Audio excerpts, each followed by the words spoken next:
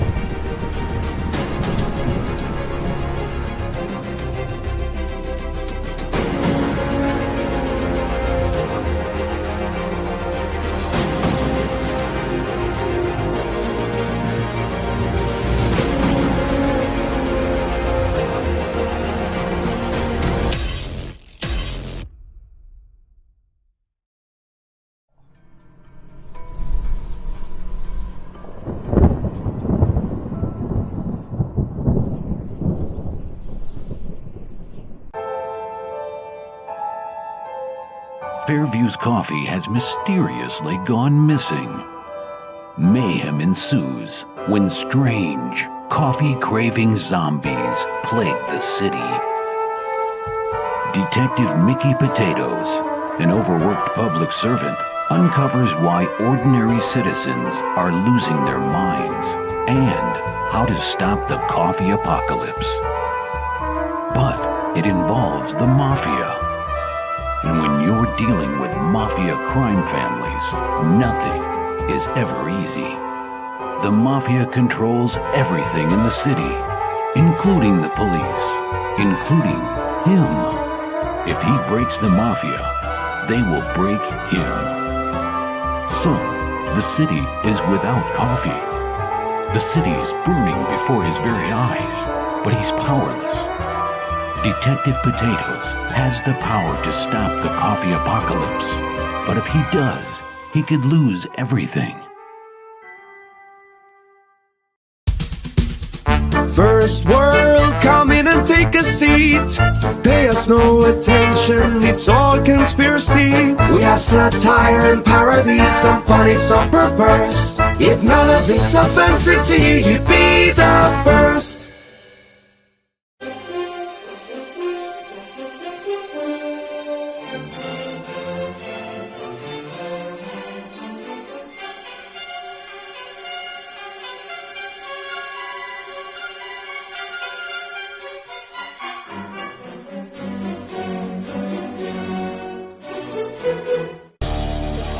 The Madness Comic Network and Comic-Related Madness proudly presents Monday Madness, featuring Pops and the other dude ain't showing up. Nah, reaches out. CP. I was talking to him and he was like yawning more than he was talking. I was like, dude, just go to fucking bed, man. You know what I'm saying? Like, God damn.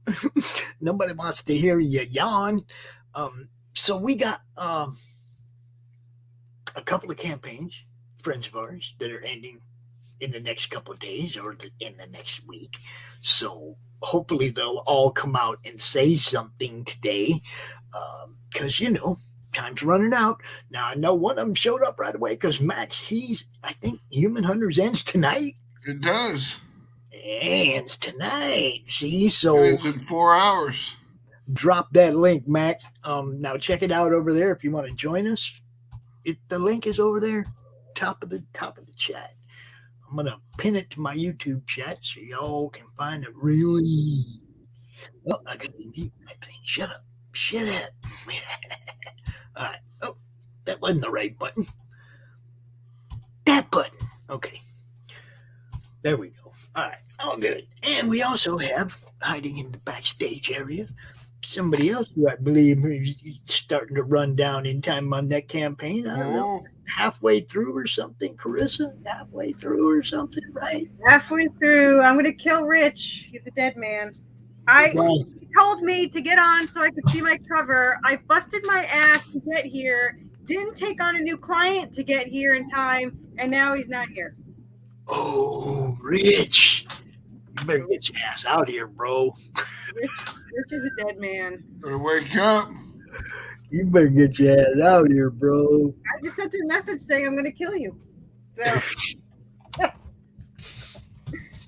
anyway, yeah, I have 14 days, and I'm slightly grumpy because someone did an adjustment, so I lost $50. I'm like, damn it. Man, Adjustment. I've lost so much money this campaign. It's been playing with my emotions. It does. Seriously. Like, this is the third or something adjustment, but, well, two dropped and one adjusted.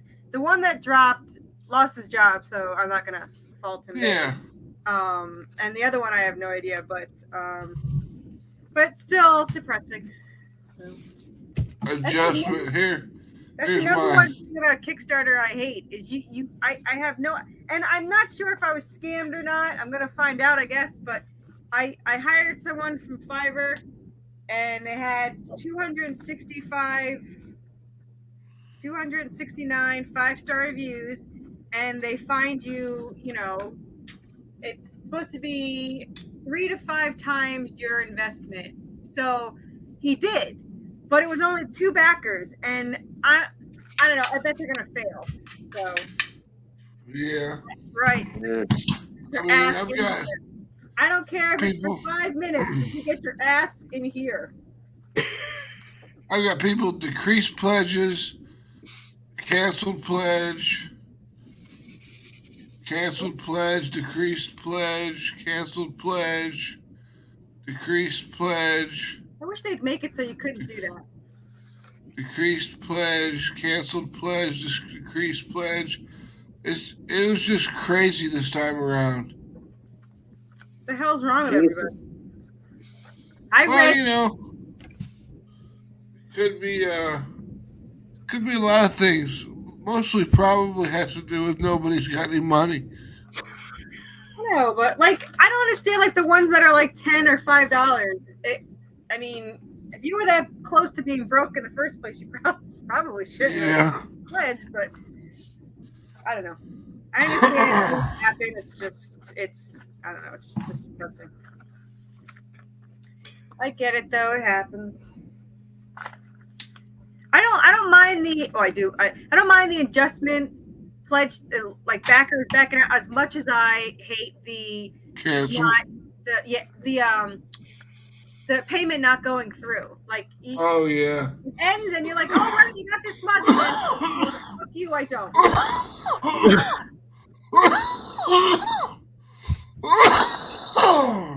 All right. So, Rich, Carissa has something you're supposed to show her or something? I have to show her thumbnails of the cover.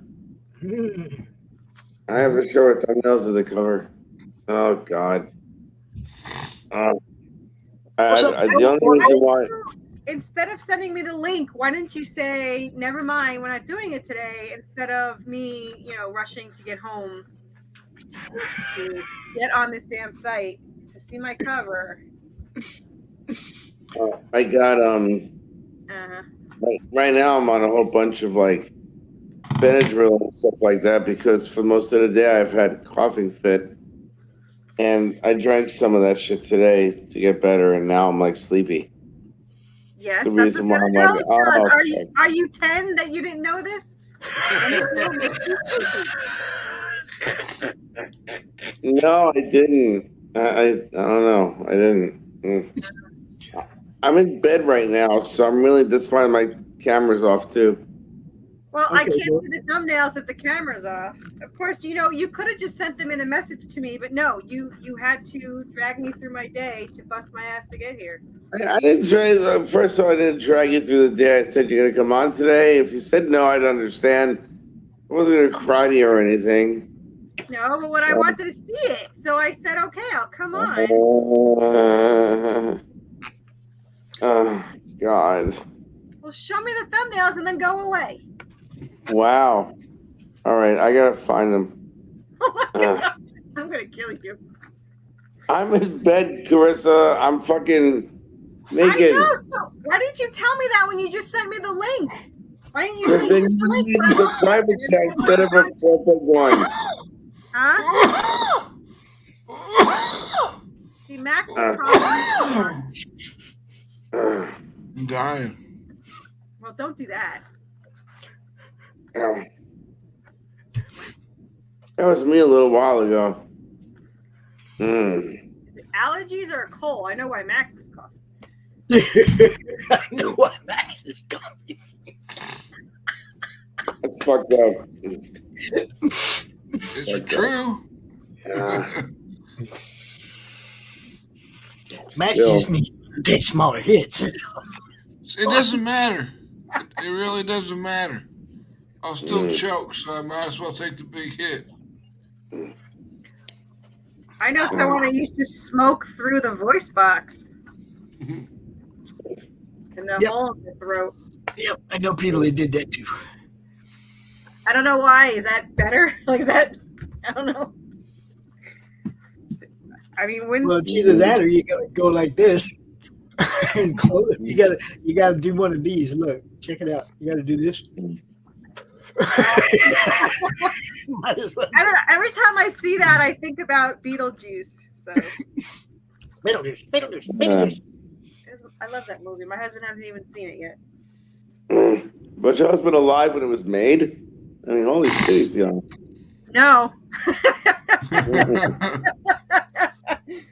No, I don't think. What year was it? Was it 86 or something? Because he was born in 86. So. 88. 88. Oh, he was 2. So. Wow. Ray or Robert. Damn straight. Whatever. It's called Cougar. I'm a cougar. Ew.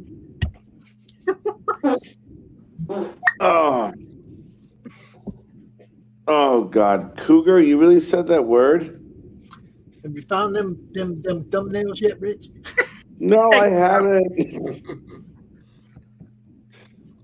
I'm trying to help you. All you gotta do is show them to her, and you can go back to bed, man. Seriously. Oh boy, he's so pissed at me. I shit you not. I just fucking fell out after I took the props a couple hours ago. I'm really fucking stoned right now. I'm like, oh God, Yeah, I don't think. I'm so stoned right now. I had I'll so just much go to of that bed. fucking. I'll just kill you tomorrow. All right, I'll Even kill Apple's tomorrow. No, Rick. Send me them when you find them. I take a picture of them and send them so that you don't make me wait more time like I waited all day. Yeah, you wanted to see me. I don't blame you. No, she waited all day, and then she rushed home to be here in time, and then you didn't have what you said you was going to have. Dude, Oh God. Well, I gotta poop. Just I'm like gonna go what back to you're sleep. used to, you have a disappointed female on your hands. So, No, that's not the first time, honey. Trust me. and it won't be the last. It won't be the last. Rich, over. Bye. Peace. Asshole. I know. Just think, come on, I literally could have done. I could have had a $115 job, but I'm like, I'm gonna get home. I see my covers. No, whatever.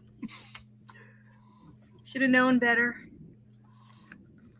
I only have I have until my husband brings home Chinese food. So, Well, Max, then how much more time in your campaign? 4 hours. Hold up. 4 hours? Yep. Hold up. Carissa, if you only got till your husband gets home, you better pull your campaign up, show it off real quick. I know how to do it. Hold on.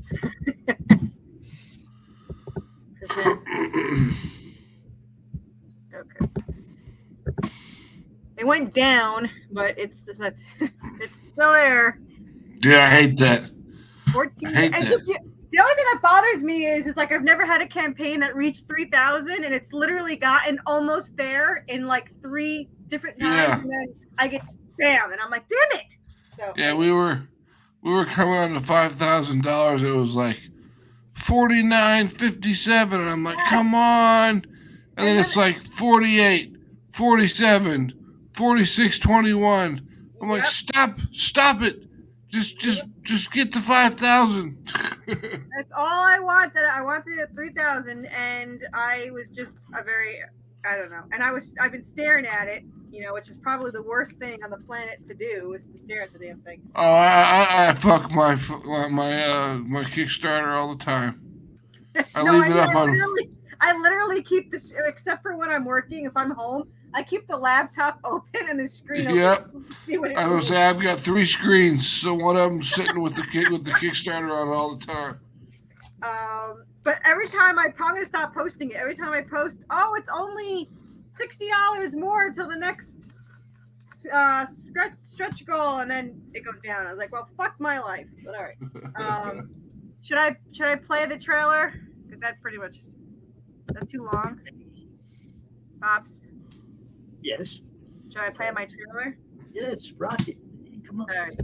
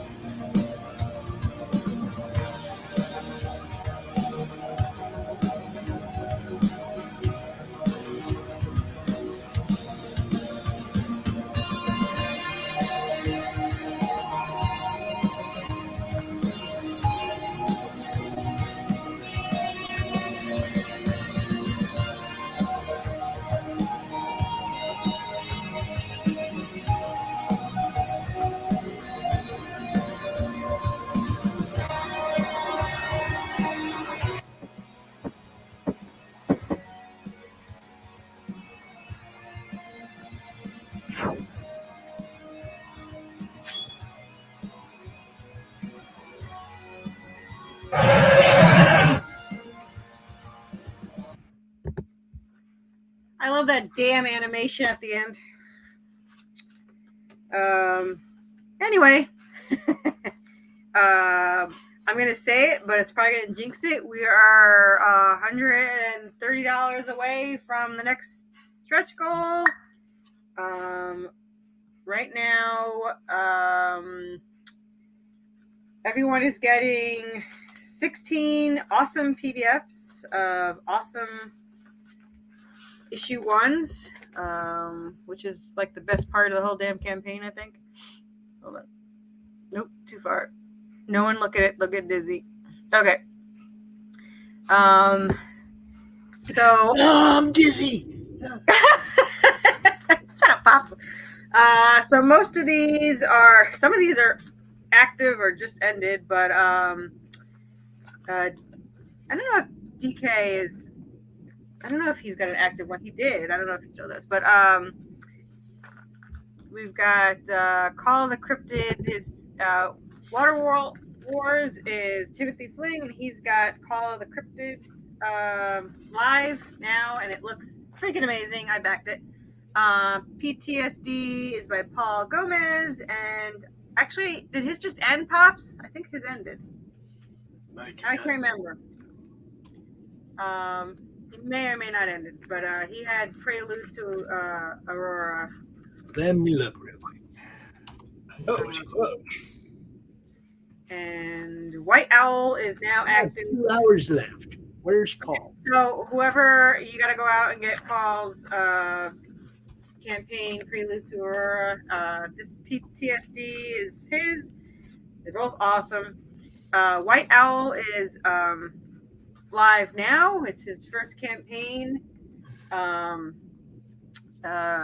of the Pale Rider just ended, but I'm sure she will sell you copies, and she has a website, which I do not know what it is, but I'm sure it's a cool website.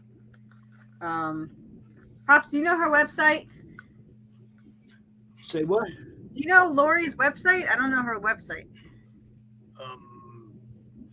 Oh, geez. Let me see. I'll see if it comes up. I don't know. Well, anyway, ask Laurie, and she will. I'm sure she'll sell you one. Orphan Bloodline is over, but 3 is coming out soon. And Nightwolf issue 7 is active now, and that is Rob Motari, and it's awesome. I back that too. I back everyone. I can. All physical rewards get this awesome bookmark, which is my banner back there of Anubis about to kick ass. Everybody gets the PDF of issue 1 of Damnation, which is how they met. And then they get to go through a cave full of giant insects with her wearing a very sexy outfit. So it's not intentional, but yeah, there it is. And we're trying to get to the glossy trading card of DC artist Ken Hunt's amazing mummified, I guess, zombified Anubis. So there's that. And just to clarify, because it's amazing, here it is colored as a variant. All our variants, back issues, PDFs, and everything are available as an add-on. So everyone can get whatever the hell they want. Also, I added a new one that if you want to be drawn in as a vampire that either gets killed or runs away in issue 6, your choice of death is decapitation, which is what my brother wants, and I'm more than happy to do that for him, and or fire. So there's that. So that is an add-on for $99, which is a steal if you ask me. But I don't have to draw it, so I'm good with it. So there you go. Crap. You could find it on, if you don't feel like following a link, you could just go and search Worthy Chaos on Kickstarter, and it's there. And will probably always be there because I'm a psychopath that has a campaign every other month. So I don't think anyone's going to be able to afford the rest of my issues. Did you say psychopath? I'm a psychopath. My next campaign, so this campaign ends the 16th of May, and June 20th starts my next one. So, like, yeah. My artist is too fast, so I don't know what to tell you. But I'm going to do that for the rest of this year because I want to get book 1 out.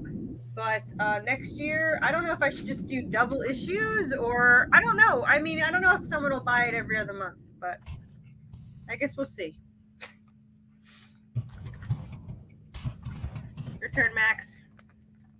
I have it. You were talking about my mic making noise. Where the hell is it? I have a microphone that I got for Christmas and never freaking used. So now I gotta find the damn thing.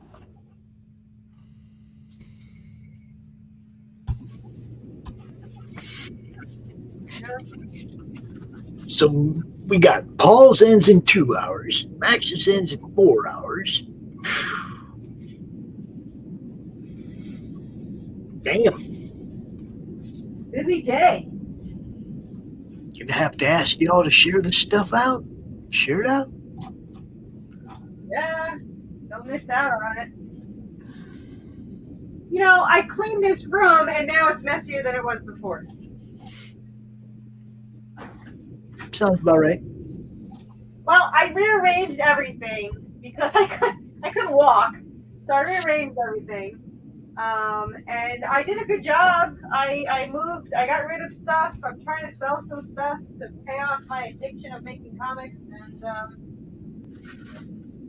make more room for making comics. What the hell is my damn microphone? I do not know where your microphone is. Well, Pops, you're supposed to know everything, so I blame you. Come here. Let me see. Let me see you. There it is. I found it. Mm-hmm. It's in the worst possible place to be, but all right. Look at this freaking thing.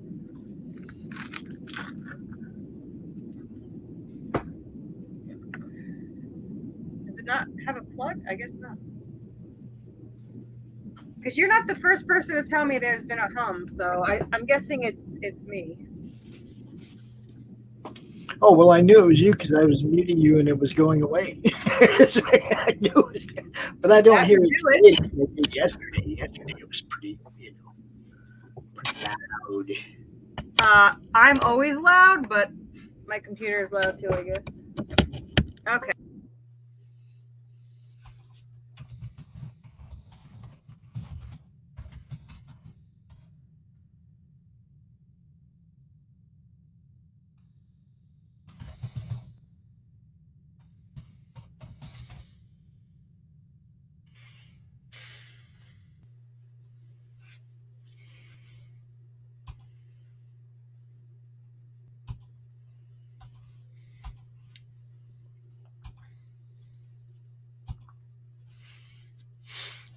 And now we find out if it works or not.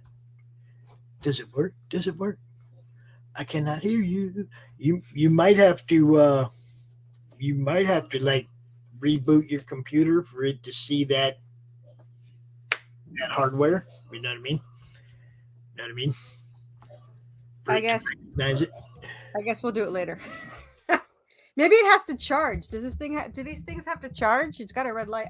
If all else fails, I could read the directions, but I don't really see directions in here because it's probably as simple as plugging it in, and that's what I did.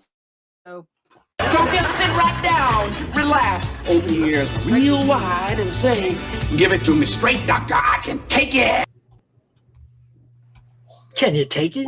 Can you take it? Doc's is ending soon too, but not today, right? Doc's is yours ending yet?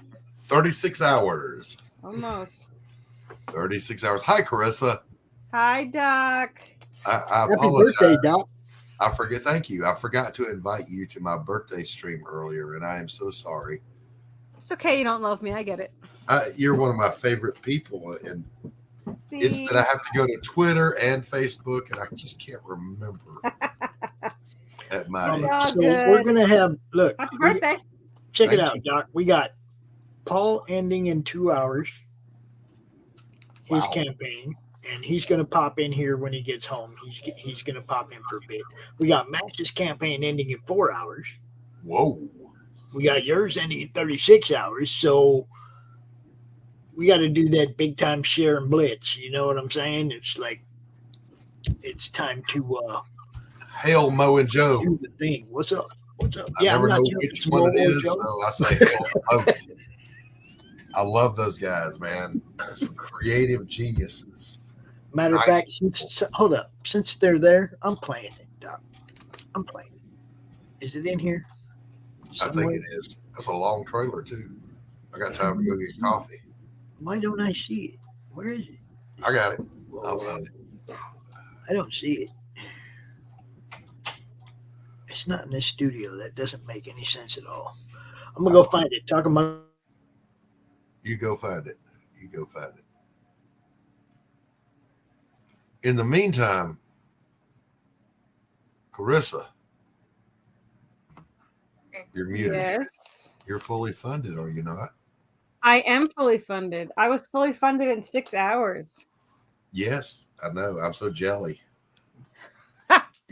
Yeah, well, they're not. I have a campaign every other month, and I don't think people are going to be able to afford it. So we'll see how that goes. Are you going to do a hardbound collection? Yes, October 3rd, ending on Halloween. I have book 1. It's going to be 236 freaking pages. So Nice. Hey, here's what we're thinking, Carissa. yeah, Max is in Kansas City, and he's going to be hosting at some point in the future the Atrocity Press IndieCon. So the Southeastern contingent is me, you, Tanner, Stephen B., and maybe Fanta. We're going to rent a van. We'll pick you up on the way. You want to go?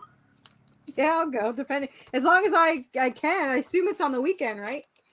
Well, we don't know yet. It's just in the birthing stages at the moment. Yeah, I'm in. I mean, his writing partner at Atrocity owns a local comic book store. So we're gonna go and we're gonna chill and hang out and have a good time. And then we're gonna leave extra copies of our books for his partner. Max, speak to us. He's muted. You're muted, brother.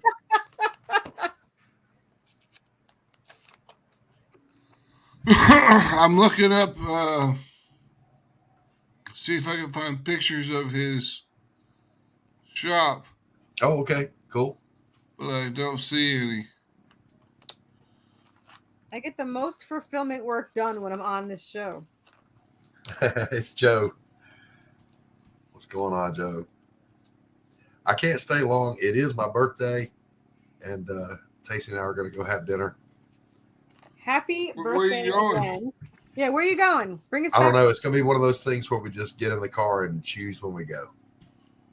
Yeah, that's usually how you wind up at fast food. Don't skimp on going to somewhere nice. Well, no, we decided that we're going to do the big deal this coming weekend. So for today, it's just going to be run out and grab something. And that is how my husband celebrates his birthday a month long. He actually has 2 birthdays. So his official on the record birthday is January 10th. However, that is not the correct birthday. What happened was when he was adopted, his father, even though he had the Too much information, personal information. I said too much information, personal information. That's his birthday. So, but when he was, anyway, so they put the wrong birth certificate. They put the wrong birthday on the birth certificate. So he has 2 birthdays that he celebrates. right on. So I found it. Play it now. Whoa. Bringing you sex, sass, and style. Buckle up and unlock your imagination for a fun adventure with these death-dealing dames. They sail the galaxy in search of spoils. The most dangerous acquisition, and the most fruitful, are the legendary Splinters of Yggdrasil. The Splinters are magical artifacts forged from the Tree of Life that wreak havoc on the universe. The missions are perilous, but the bounty is glorious. Enjoy our hyper-fictional wonderland. How is a pirate ship sailing through space? 'Cause magic. How do they heal so quickly after battle? 'Cause magic. How are they able to communicate through jewelry? 'Cause magic. It's all about the characters. Abo, rough, robotic, ready. Mo, carefree, callous, courageous. Mistress Graven, daring, diplomatic, dominating. Betsy, academic, accountable, aristocratic. Nefara, ancient, assured, adrenaline junkie. Bruto, proud, prominent, protective. Fisty, independent, incendiary, invigorating.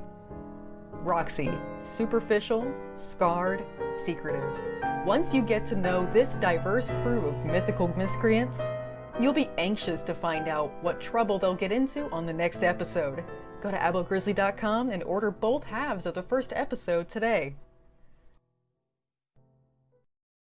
Where's my new video? $1,000.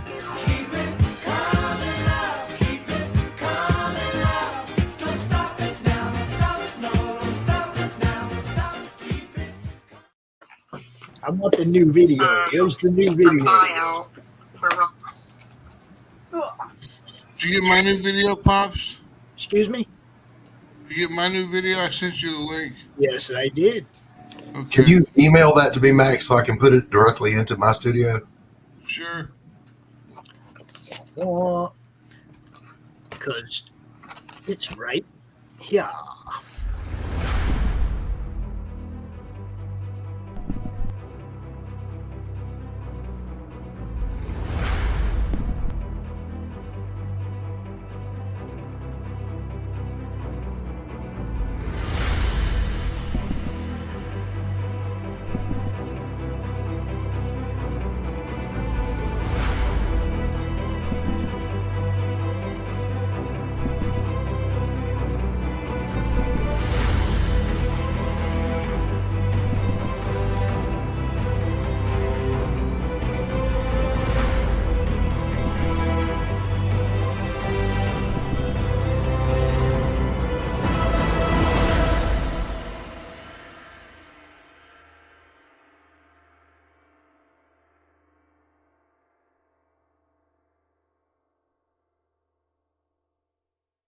A really good opportunity for Robbie, and I got a new one that I sent you today that we didn't want to leave if we didn't have to. It's got the title of the books in Where's that extra voice coming from? Not gonna lie. Who's got YouTube open? Not me. Oh, my phone was going off. Oh. Well, I was gonna say, Joe, Mo has an amazing broadcasting voice. I might need to pay her for some narration. Yeah.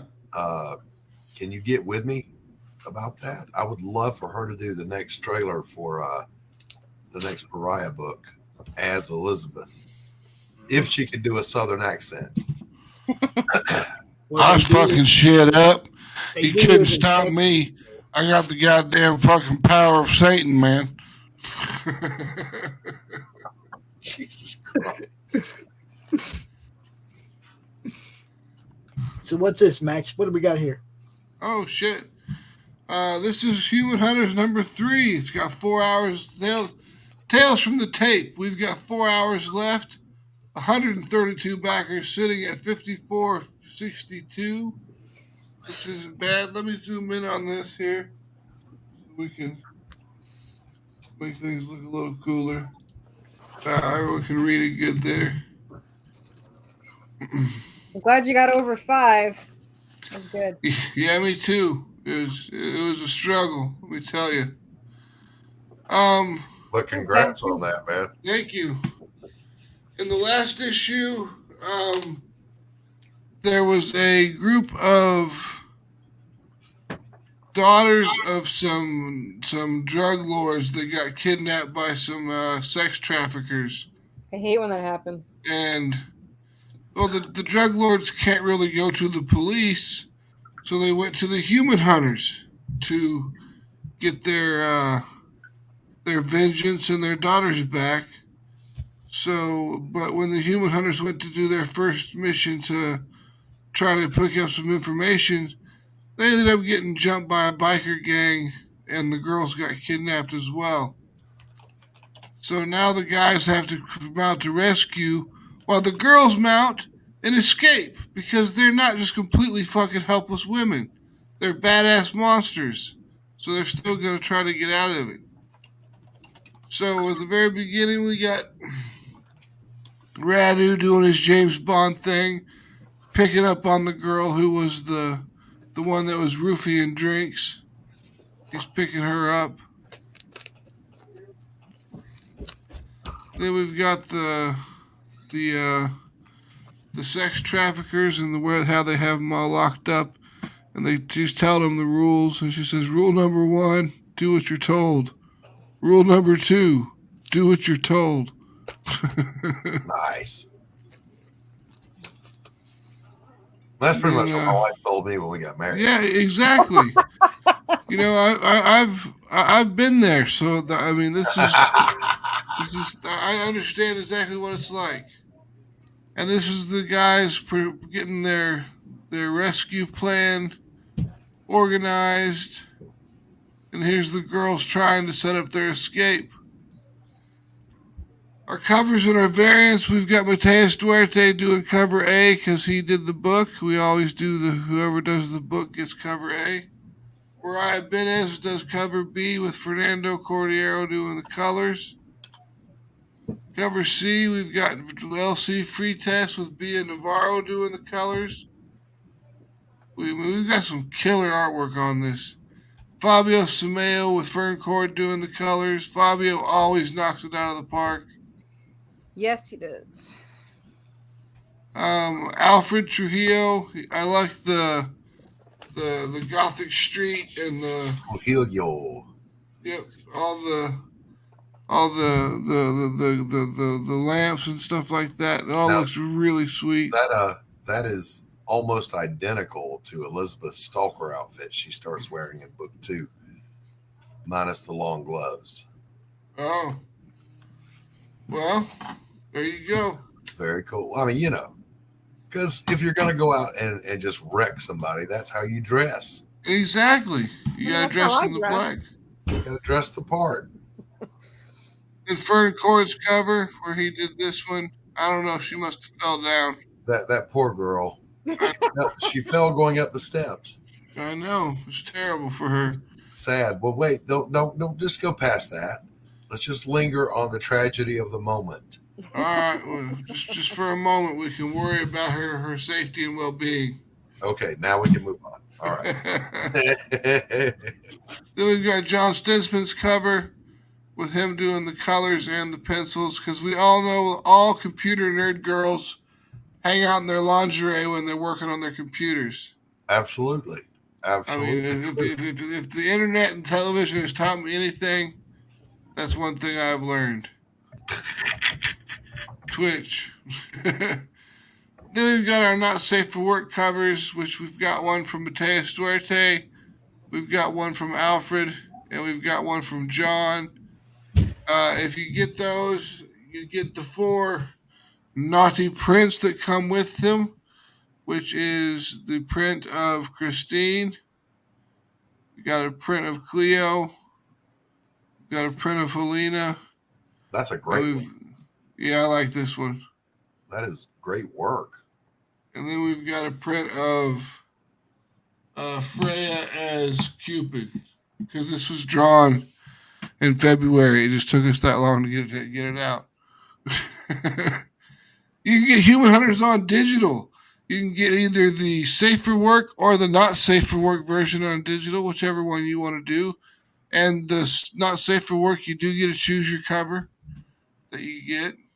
You got combo packs, so you can get the Safe for Work and Not Safe for Work of Mateus, Alfred, and John. Or you can just get the Not Safe for Work combo pack where you buy 2, get 1 free. Max, I gotta get going, but all right, that's cool. I already backed it, so everyone else better go back it. So that's right. All right, Chris, do it. Good. Bye. Thanks. Peace out. Good seeing. Thanks, Pops. Bye. In our add-ons, we've got the calendar. I know the year's about half over, but it's got badass art in it that you don't want to miss. We got the full Human Hunters catch-up, which catches you up to where the story is now. The full Mary Machine Gun catch-up, which is the first story arc of Mary Machine Gun on floppies. The Ninja Bimbos catch-up, which is the first 2 Ninja Bimbos versus Zombies from Deep Space book.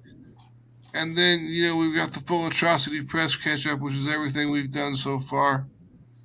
The stretch goals, we've hit 2 of them so far. Trading cards, we've got Christine's trading card, and we've got Cleo's trading card. If we hit 6,000, we get to Helena's trading card. And if we hit 7, we'll get to Freya's trading card. But we'll see where we get. Nice. Grab this and move it back up here.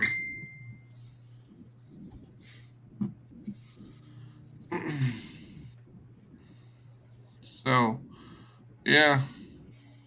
It's super cool. I'm super excited about it. I'm having a good time running the campaign.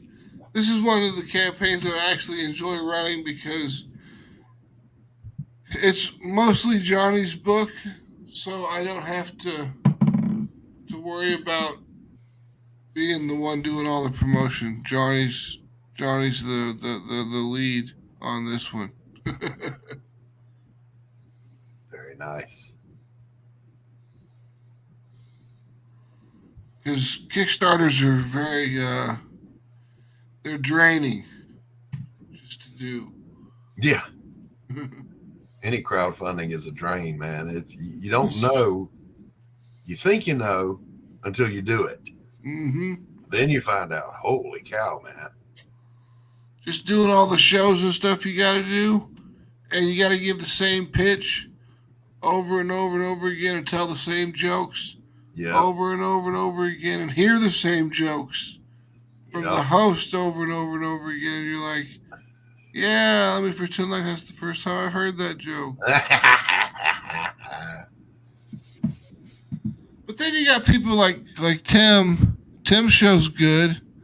I like Tim's show. He does a really good show. His stuff is always, his questions are always different.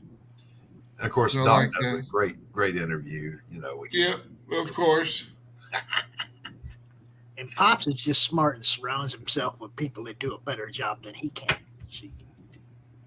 Well, speaking of being surrounded, I'm going to have to run. We're headed out for a birthday din.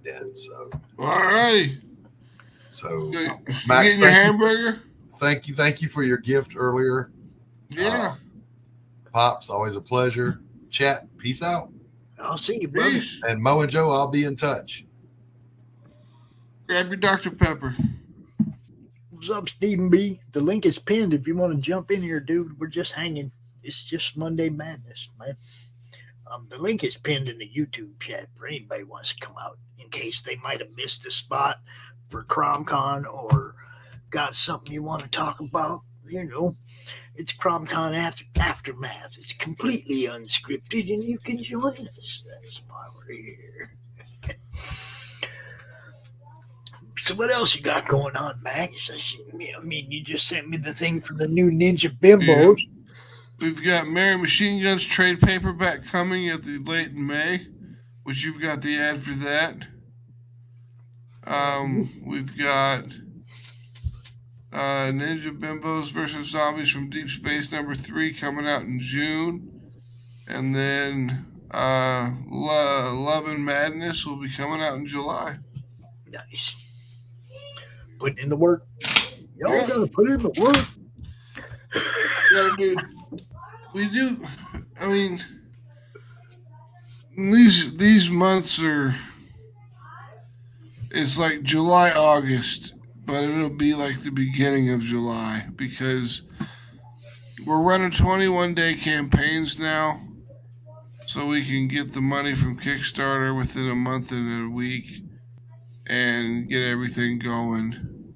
And then, so some of our campaigns may not be, when I say July, it might end up being the first week of August that it starts. Right. Just because of the way Kickstarter does their timing. And shit happens. You never know, right? For sure. Everything's an estimate until it happens. Yeah. I think we're going to do this on this day. And until until you hit that button, it's like, yeah. It was a theory. It's funny because everything we do is a theory till we do it. I think I might do that. we say that all the time. Oh, I'm gonna do that.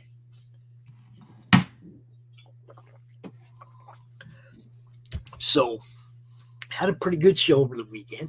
Yeah, I was saying, so how did CromCon go? Yeah, it's pretty good, man. I had a good time.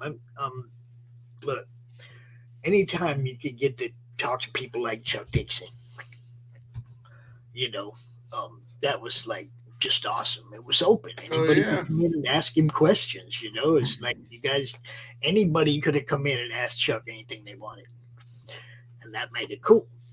Because the fan interaction, that's the part of this that really matters. Mm-hmm.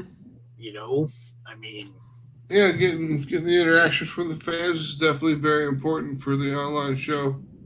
Well, I mean, for the guests, for their products, for the sponsors, for everybody, it's like you want you want your fans to come and know that they're going to be acknowledged when they're speaking in the chat, that they're that their opinions are valued, and that at certain points, it's like right now, it's wide open, and you can come out and hang out with us.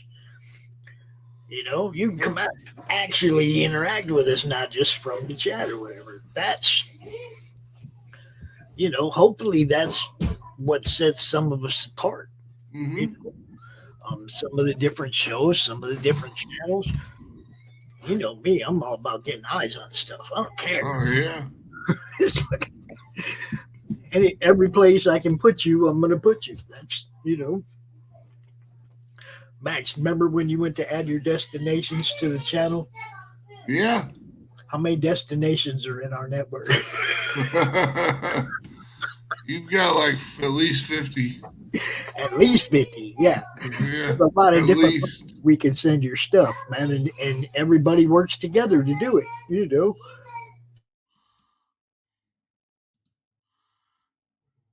At least 50.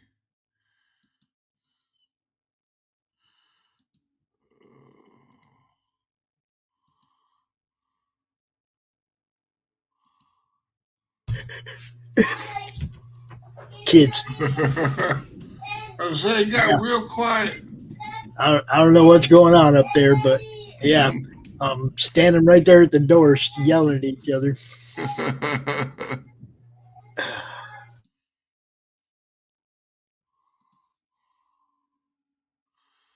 Got real quiet. So anyway, Paul's gonna be out here in a little bit. His campaign ends soon too. Okay, yeah, like you say, like 2 hours or something like that.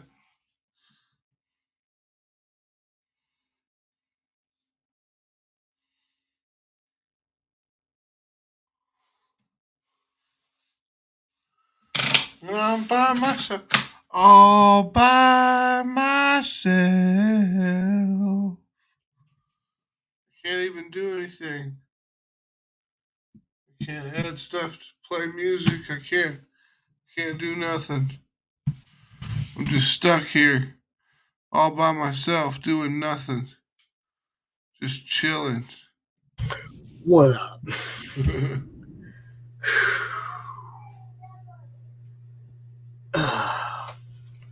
Yeah. He pushed me, blah, blah, blah, blah, blah. Like I said, Paul's going to be out here in a little bit, and we're going to be looking at Prelude to Aurora. That one right there. Looks good. I mean, I don't want to go through it until he gets here, but I just want everybody to know. Yeah. This is what we're going to be checking out in a little bit when Paul gets here. So, other than that, like I said, we had a good show. Had a lot of fun. Mike come hung out with us for a little while like he always does.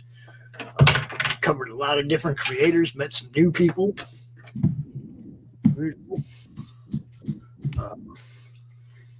Dino from Tomb of Reckoning. That was a new one for us. Hadn't seen him before. I like when we get new people coming out. Mike always seems so angry all the time. He's always got his hat on and he's all...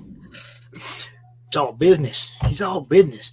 No, Mike cracks me up. It's like he always leaves you wanting more. Yep. He's a cool guy. I like Mike a lot. Yeah, dude. I'm just saying he always He always looks and sounds angry.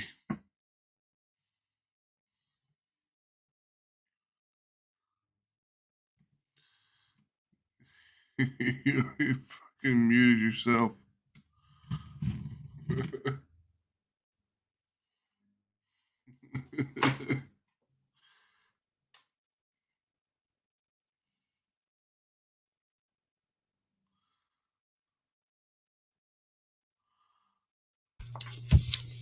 Good stuff. Good stuff.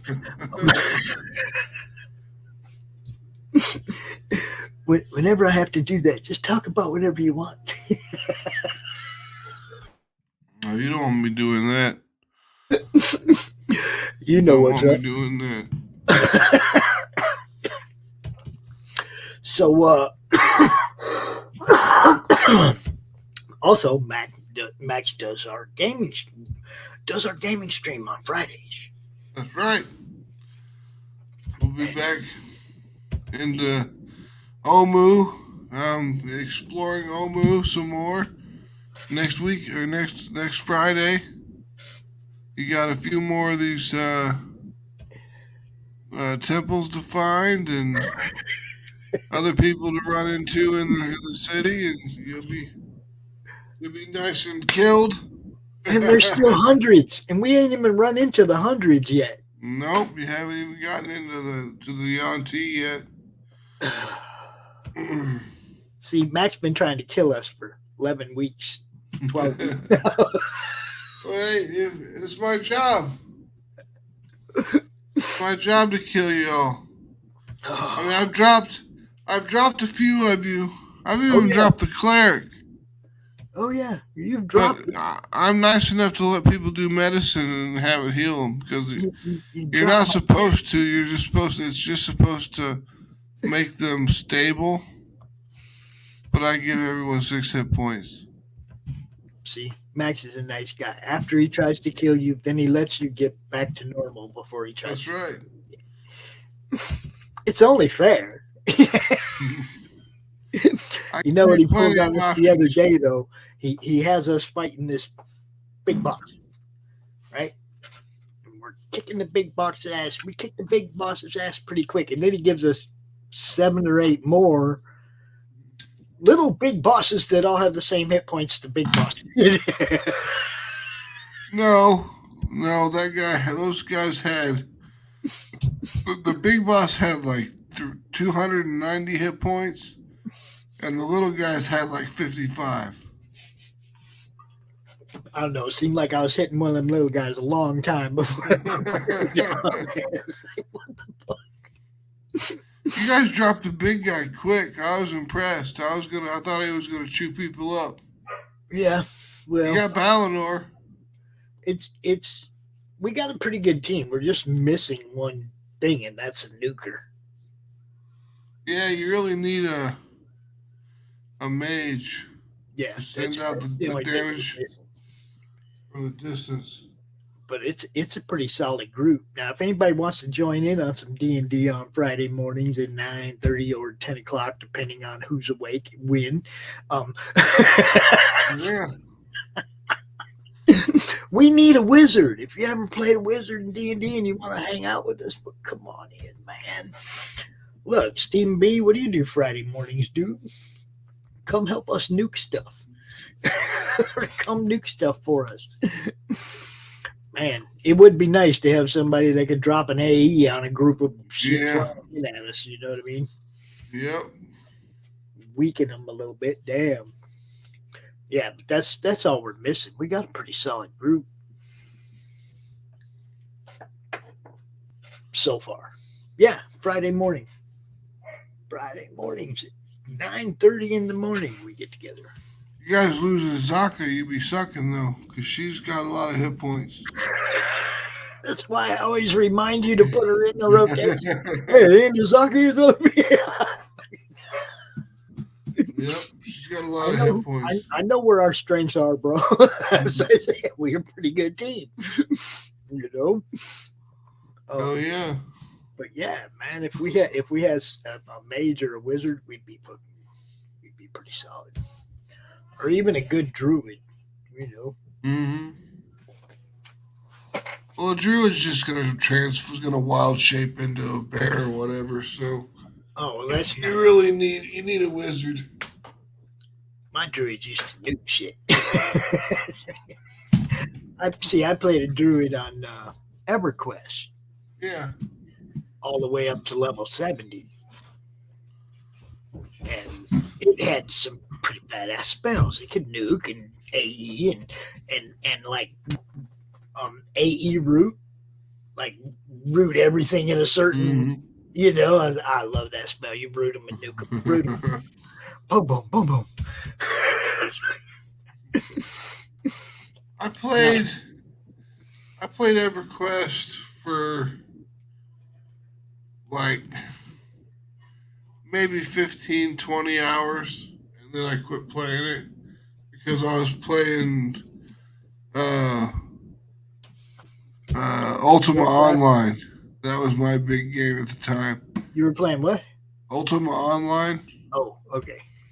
That was my big game at the time that I was playing. Well, see, I played EQ back when it very first started. When you had that's when I started playing it too, was when it first started. I played for like 15, 20 hours. Yeah. And I was waiting for,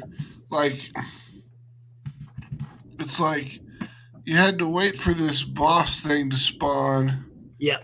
And then, 90 people would attack it, and you have to wait to get it. You have to wait till it spawned again to get your kill, so you could go. And it was such a pain in the ass. Yeah, when it first started out, they didn't have 18 different starting points for characters, right? Yeah. Okay, so anybody that wanted to be a wood elf, of course, if they start at the Tree City, and they'd all go do the same shit pretty much at the beginning, but you had to go work for everything. And I played up until I realized that they were giving noobs stuff that I grinded for hours. They had made it easier. They made it way easier on the noobs. In the beginning, if you died under a dragon's feet, you had to get 50 people to go kill that dragon before you could go get your stuff off your corpse. Yeah, because you just get crushed again. Yeah, you just go in there and get killed again and again and again and again. You needed a whole guild to go in there and kill that dragon so you could go get your shit. Yeah. So guilds had alliances with other guilds. So if we go try and do this raid on this dragon and it wipes us, you guys got to come fucking help us out, So, it was really a pretty intense game. There's 250 people in our guild. I run a Shadowrun game on Saturdays too, which is pretty fun. It's cyberpunk stuff with magic. It's really cool. What time is that? It's 11 in the morning until 2 my time, so it'd be noon to 3 your time. I don't think we got nothing. We got nothing on Saturday during that time. You can always add it to the network, dude. I'll ask them if they want to play live. Yeah. Just show them what we do. It ain't that big a deal. You're just playing. Well, they know what it would be. I just want to make sure that everyone's okay with it first. Just have behind their avatars and their character name. We don't even have to know who they are. That's what they do. They would just hide behind that. It'd be all right. I just got to get the okay from everybody. Because I don't want to say, hey, we're playing online, playing live. No, you ask them first, but then you tell them. It's really easy. Just hide behind your avatar, put your character name up there instead of your name, and nobody knows who you are. Be in character. That's the only thing, man. It's I want to. At times, I want to really play more less being Pops and more being Mista. You know what I mean? But it's hard because all of my quick-witted comebacks and shit like that are in Pop speak, not half elf. You know what I mean? You can change your name and your stuff to whatever you want it to say, so you're good. Yeah, you know what I mean, though. It's like I want to play in character, but I don't think in character. You know what I mean? I think in pops. So, if I don't stop and check what I'm saying, it's going to come out in pops. You know what I mean? But it'd be cool if you could have a whole group that all played totally in character. Yeah. You know, that'd be sweet.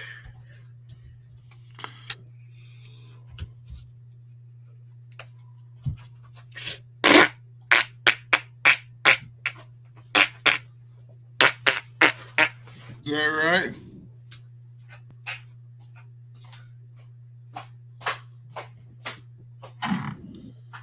Oh, scared shit. Yeah, fine. I just had to go. I had to go get rid of that. Yeah, good stuff.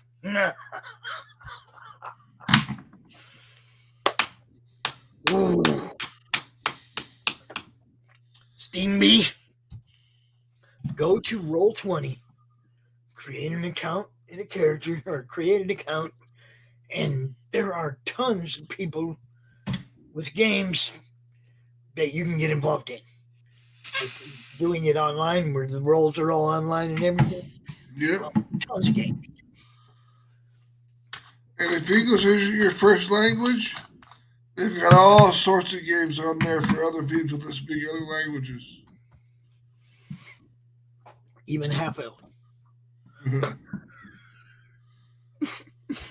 So yeah, just so you know, hey, look, for those of you who are, don't know, okay, this is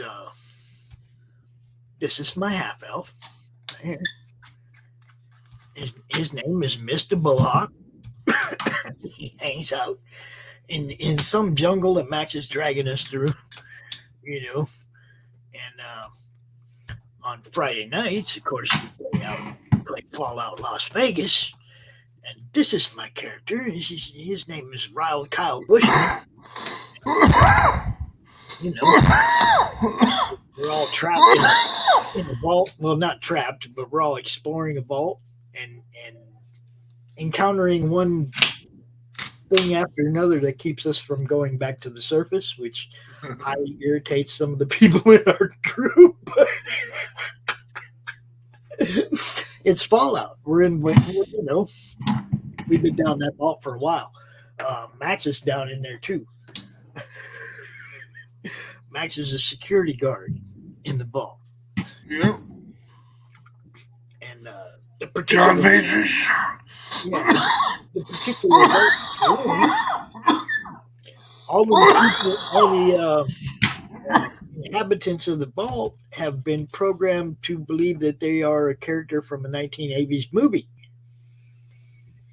And each level of the vault is a different genre of movies. Oh, what fun. It's gotten pretty crazy.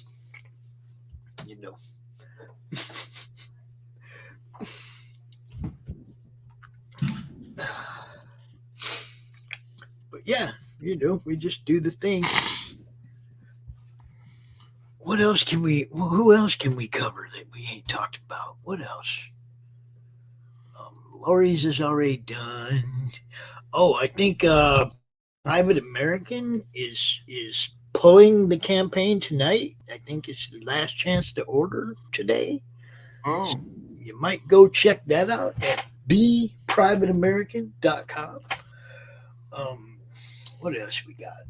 The Mythicals just kicked off a new campaign. They're on Fund My Comic. And I think they just kicked off on Kickstarter too. Brian Christgau, 6 Gun Gorilla. You guys know what's up over there. 9 and 10 on Indiegogo. Earth's Best Friends on Fund My Comic. Atrocity Press, Apothic Press. Yeah, Atrocity Press. We know you. Apothic Press. Max got some stuff. Damn it. Tanner, that other army dude, Tanner, he's got some shit going on over there. What else we got? Man, a lot of cool people, man. Oh, Committee Comics, Nira X. Nira X, gotta love that one. Yeah. You Cover by John Stinsman. You saw that, right? Oh, yeah. Everybody who backed Nira X during the Madness launch party will be getting one of these stickers right here. One of those right. And that was a really cool idea. Something you always think about when you're doing a launch party. Offer something that only the people that back during the launch party can get. You know, and that helps, you know, increase the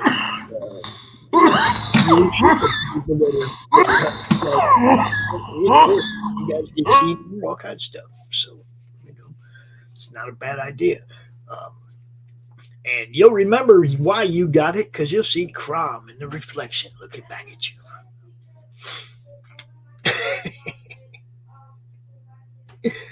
Max over there, he'll be okay in a minute. He'll be okay. Nira X is awesome. Oh, yeah. Hell yeah, it is. It was cool in the 90s. I can't believe it's coming back. It's good shit. John Stinsman's doing a cover for it. It's going to be good stuff. Yep. Matter of fact, I'm going to play that ad right now. Here we go.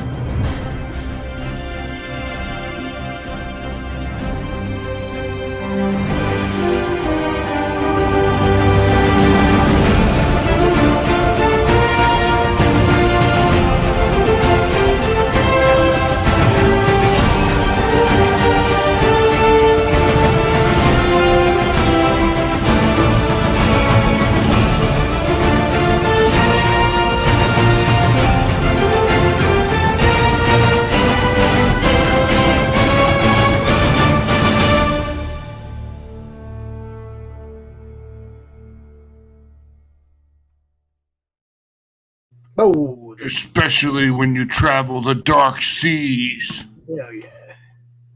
It's a beautiful thing. Now, also, I'm assuming Paul's going to be out here at some point, so we're going to show his too. Check it out.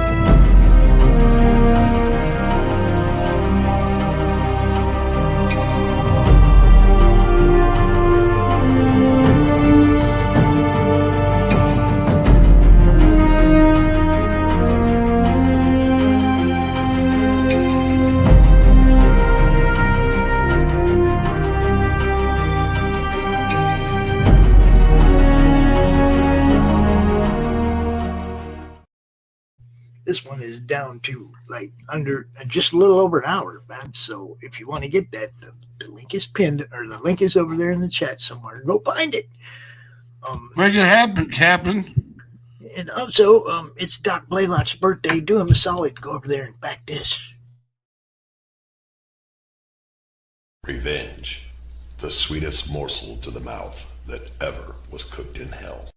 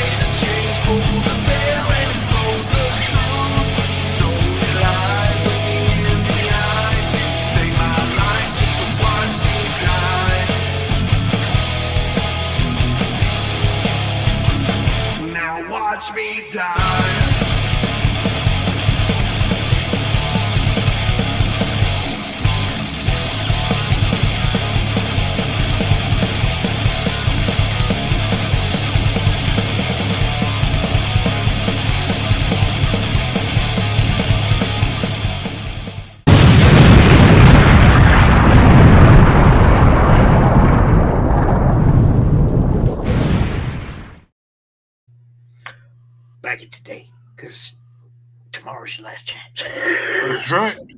That's right. Back Human Hunters today, because today's your last chance. Today's your last chance. Back Prelude to Aurora today, because today's your last chance. Pretty much how it is, people. Well, what's your last chances today? You're running out of time. All right, look, here's Paul's link. Prelude to Aurora. Max can drop his, and I will drop Doc's.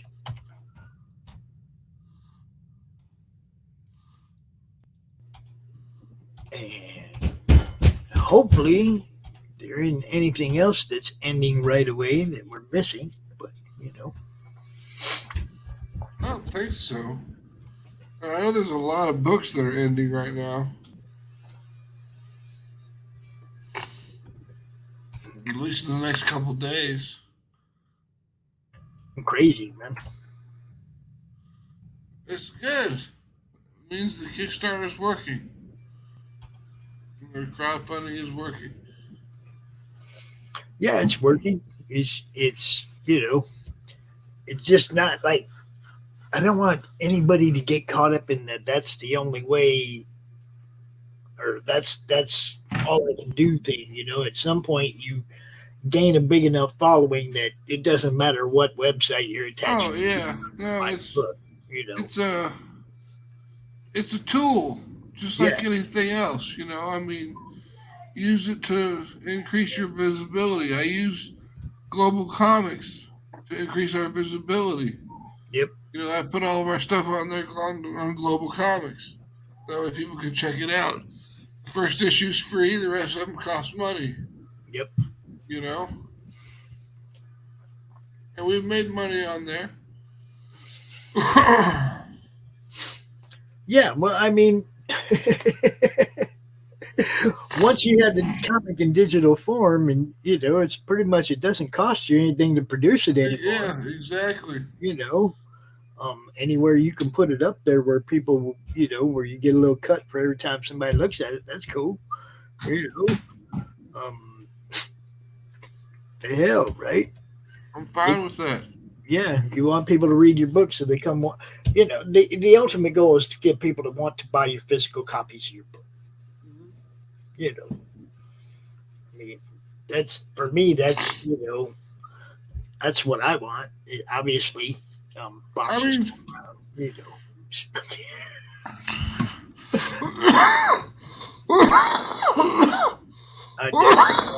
It's physical.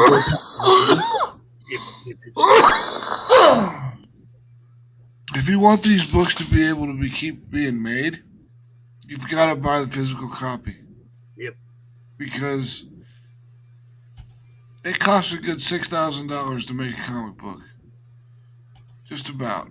So, unless you're the artist or you're doing something yourself, it costs about $6,000 to put together a good comic book. So, you've got to make that on Kickstarter in order to keep going. Right. I mean, right now, Atrocity Press is new. We're throwing money into the company. We understand that.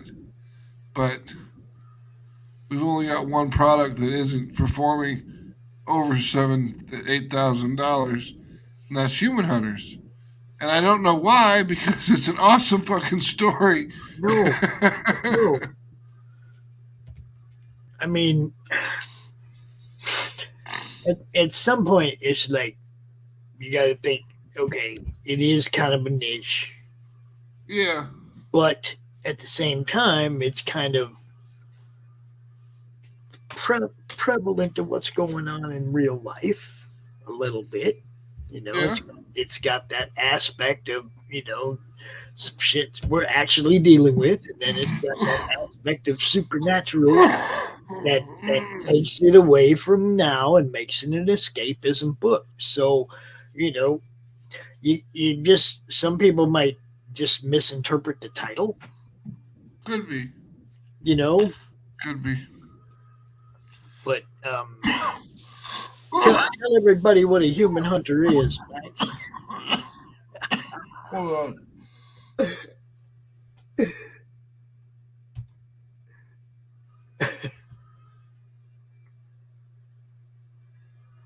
Yeah, once you get Human past Hunter is one of the old school monster movie monsters. It's like Frankenstein's monster, Frankenstein's female monster, Voodoo Doctor. We've got a werewolf. We've got all sorts of monsters in the book, and then you've got Radu, who's James Bond, who makes it all happen. He's the one who finances it all, makes everything go. But I'll be right back. I gotta take my dog outside. All right.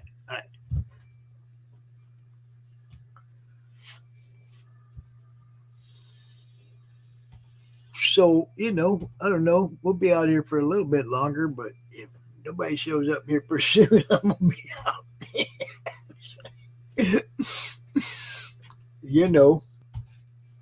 Ain't going to make Max stay out here too long. He probably wants to go and push this in other places.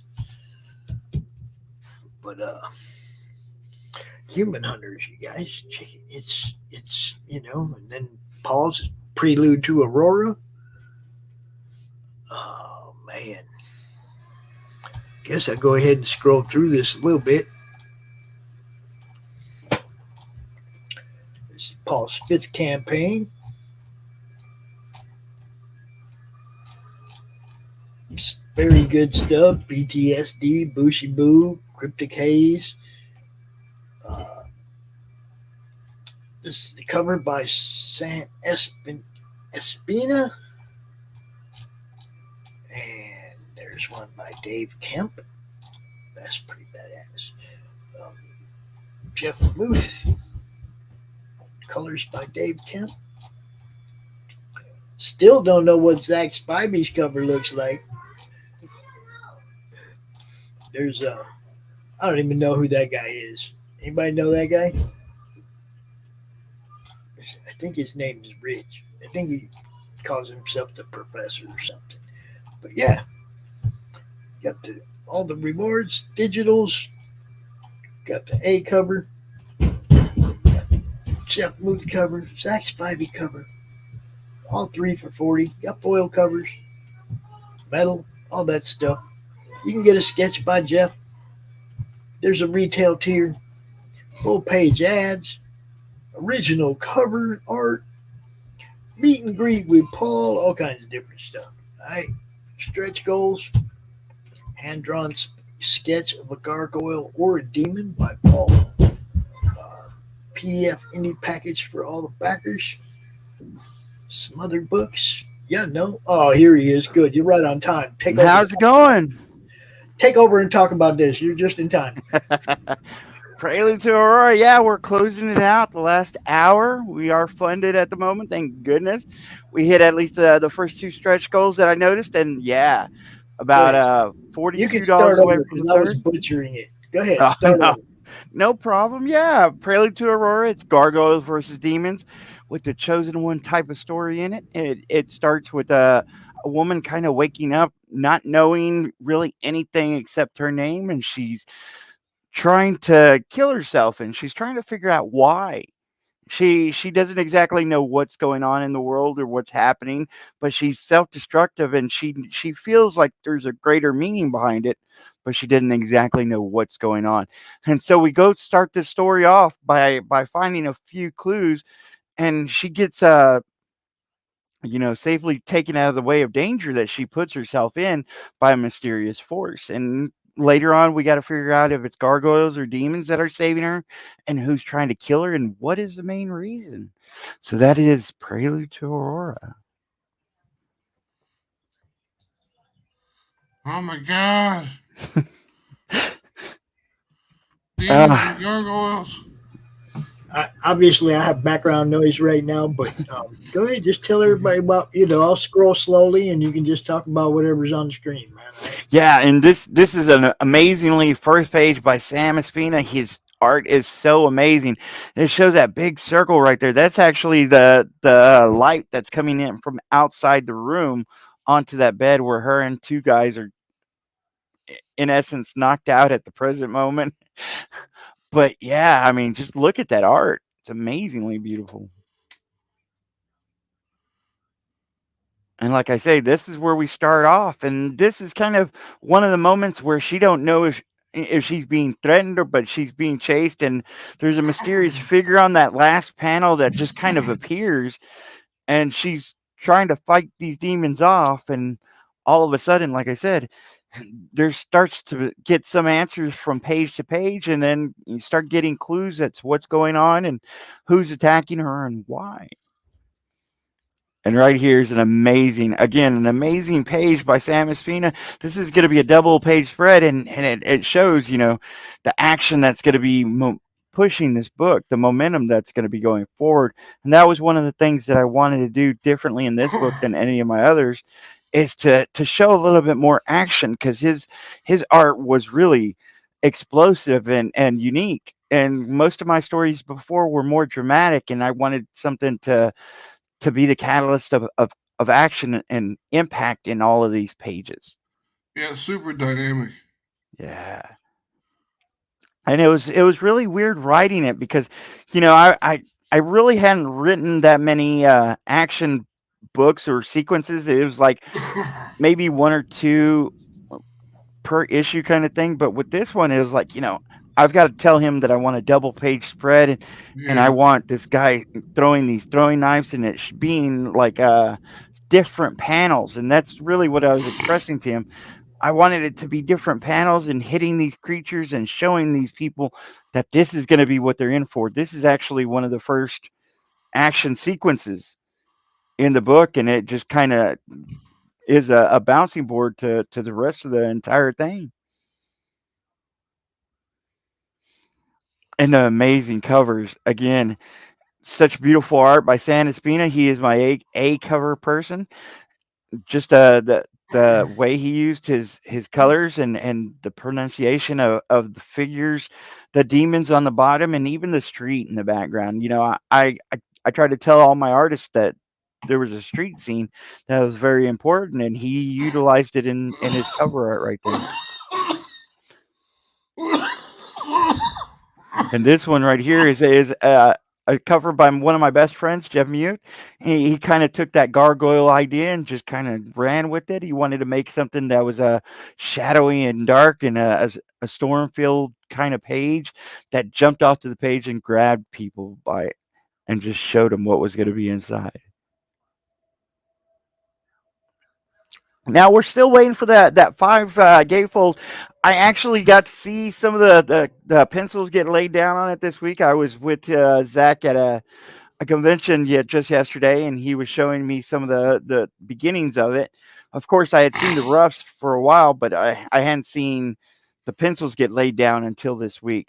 So it's going to be a gray tone kind of 5 gatefold cover, like I was saying, and it really depicts that one major scene in this book that I told all my artists about, that was really kind of a street scene, and that's really the big collision, I guess you will, where it starts off. Cool. And of course, this one is amazing colors on top of Rich's beautiful line work.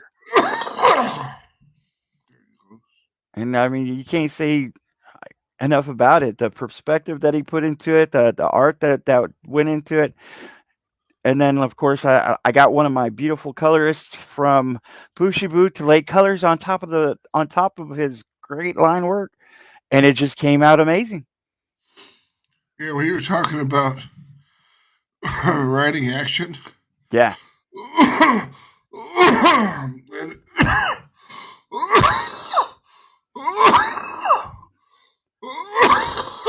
Sorry. No problem. You got to calm down, though, because I'm not good at death scenes. And you've never done it before. I was writing an all ages story. And I'd never done that before. Yeah. And it was very complicated for me to do. And it's one of those things that kind of pushes you out of the box. Of course, with PTSD, I had a little bit of action in there.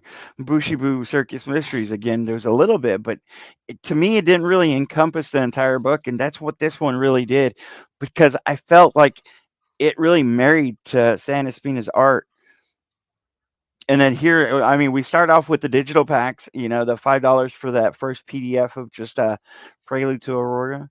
Then we got the $10 one, which is all of San Espina's art in PTSD and Cryptic Haze, and then Prelude to Aurora as well.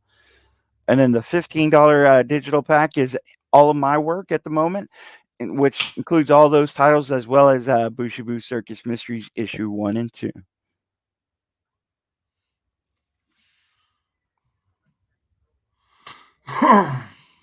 And then we got the single individual cover kind of tiers.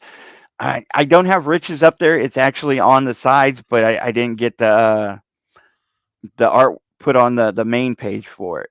So his is actually $10 as like that A and B cover. And then, of course, the $25 one is going to be for the 5 gatefold, just because that does cost a little bit more to manufacture. Yeah, it does.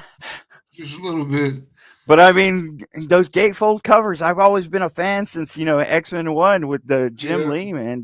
Those were beautiful. And I always wanted to do one, and I'm like, getting to do a 5 gatefold cover with Zach Spivey's art. I was hoping it was going to be his first cover ever, but it actually is going to be his third.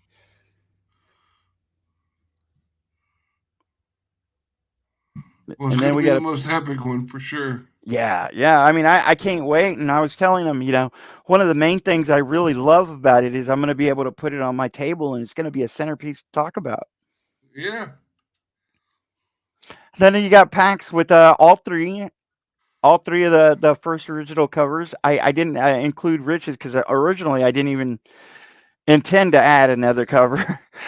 I should have added it in later, but unfortunately I didn't. I did add his cover into the add-on pack. So if you do buy the all three and want his as well, you can just add that in. And then you got the foil cover and the metal cover, and both of those are of Jeff Mute's cover, that B cover. And then there's the $50 sketch drawing by Jeff Mute. He's gonna do I think it's 7 by 11 sketch cover. It's gonna be a head cover, headshot, I think, of a character of your choice. And then of course you're gonna get a copy of Prelude as well as the PDF of Jeff Mute's cover. And then the retail tier is going to encompass 5 copies of each, one of Prelude, one of PTS, 5 copies of Prelude, 5 copies of PTSD, and 5 copies of Cryptic Haze, with a few added bonuses that I'm going to be throwing in as well, just a little bit here and there for the retailers that buy it. Now, we did have 2 of the full page ads that both of them actually sold, so they're gone at the moment. Yeah, definitely. I always try to put a full page ad to sell.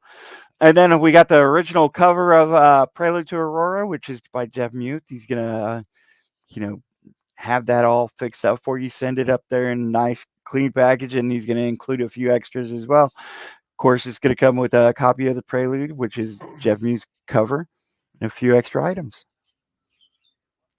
And then the $600 meet and greet is always something that I throw in. Again, whenever I first started teaching myself, I guess, Kickstarters and stuff, they always told me to put something a little bit bigger of a tier on that I could do. And I was like, what else could I do except go out there and meet you in your hometown and present to you 1 copy of each of my individual titles, sign them in front of you, and have a conversation with you for about 30 minutes to an hour, preferably at a local comic book store. But, it really depends on where discussion of that will take place.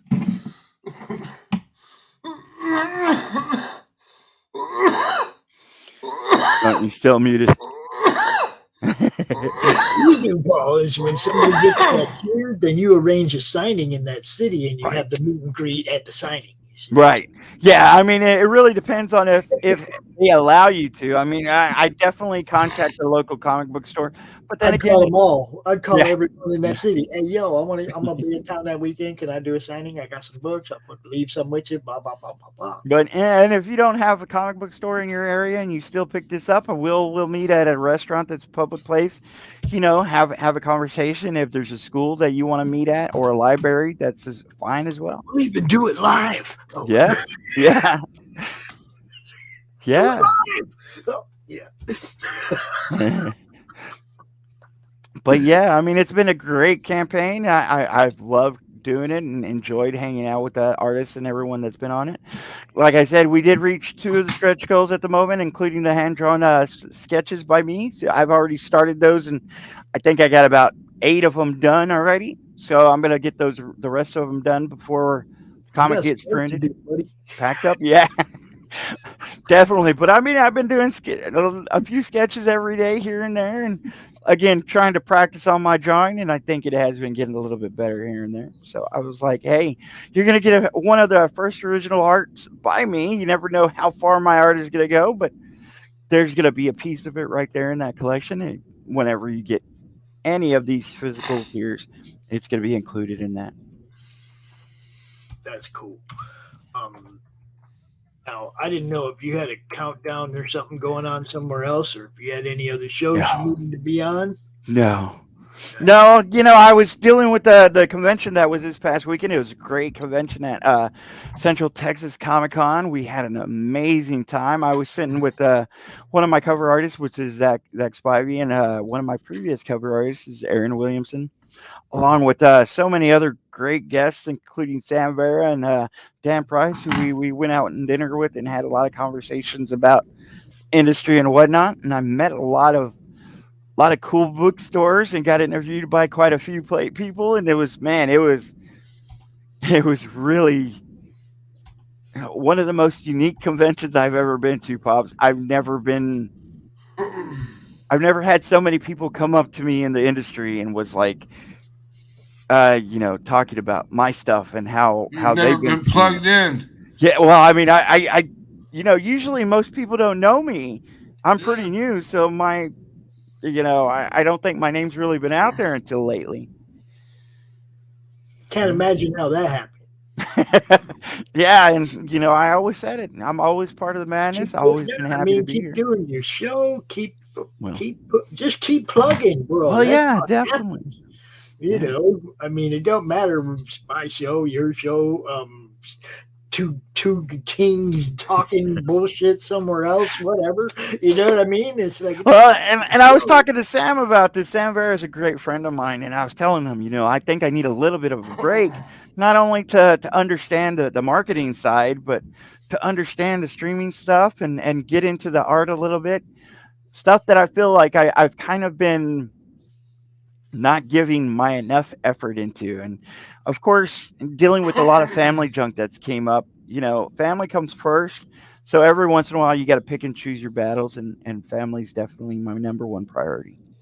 Hey, I've had to do people's countdowns because they were in the hospital or, you know, I mean, any number of things. I don't like to leave somebody hanging at the end of their campaign, you know. Right. You're one of us, you madness. I appreciate it. Even if you could. I was in the hospital my end of Mary Machine Gun campaign. You did. Yeah. That's what I mean. It's like, even if you couldn't have made it out here today, we'd have come out here and we'd have covered your book. You know what I mean? And I appreciate it. You know, like it's been really rough, like I said, the past few weeks, and I don't really want to go into details because not because of me, but because most people don't like their information coming out there. But you know, like I say, family comes first. There's a little bit of time that I need to take away from everything to kind of get things situated. But of course, I did this past con, and I'm doing a free comic book day out there at Geek Out with some great people, and I'm going to do 1 or 2 other things. Then I'm going to get back into doing, you know, some streaming, some shows, and hanging out and stuff. Well, shit, you should do a show next time you go to Geek Out. That was a blast. Yeah, man. It really was. And I had fun streaming from there. And I definitely hope to do something on this free comic book day. Maybe we'll catch a few minutes up there. I know y'all are handling CromCom whenever I was doing the convention, and it was kind of hectic for me as well. Like I said, it was kind of surprising how many people. It was kind of surprising how many people were coming up to me. I'm not used to that. Get used to it, Paul. Get used to it because you got good stories. You got good books, man. Thank you, Bob. Look, none of these guys just like started out selling 1 million books. Right. Right. I mean, you look just with PTSD, you've sold more copies of that than some of these guys have sold in 3 campaigns. Yeah. I mean, and that's not knocking them either. No, not at all. Everybody has to start with, y'all got to start at square one.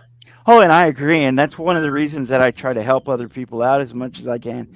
I know whenever I first started, and with PTSD selling so much, I didn't understand the numbers, so I didn't understand that wasn't the average. With Bushibu and Cryptic Haze, I kind of saw the average a little bit more, and I kind of understood it a little bit more. So I definitely want to get out there and help other people, especially if I'm making connections with LCSs, I want to help them and help the other indies kind of get in there as well, because I know it's hard. I went to all these LCSs and conventions to try to learn everything, and it was definitely difficult for me, and I still feel I'm just getting my feet under me.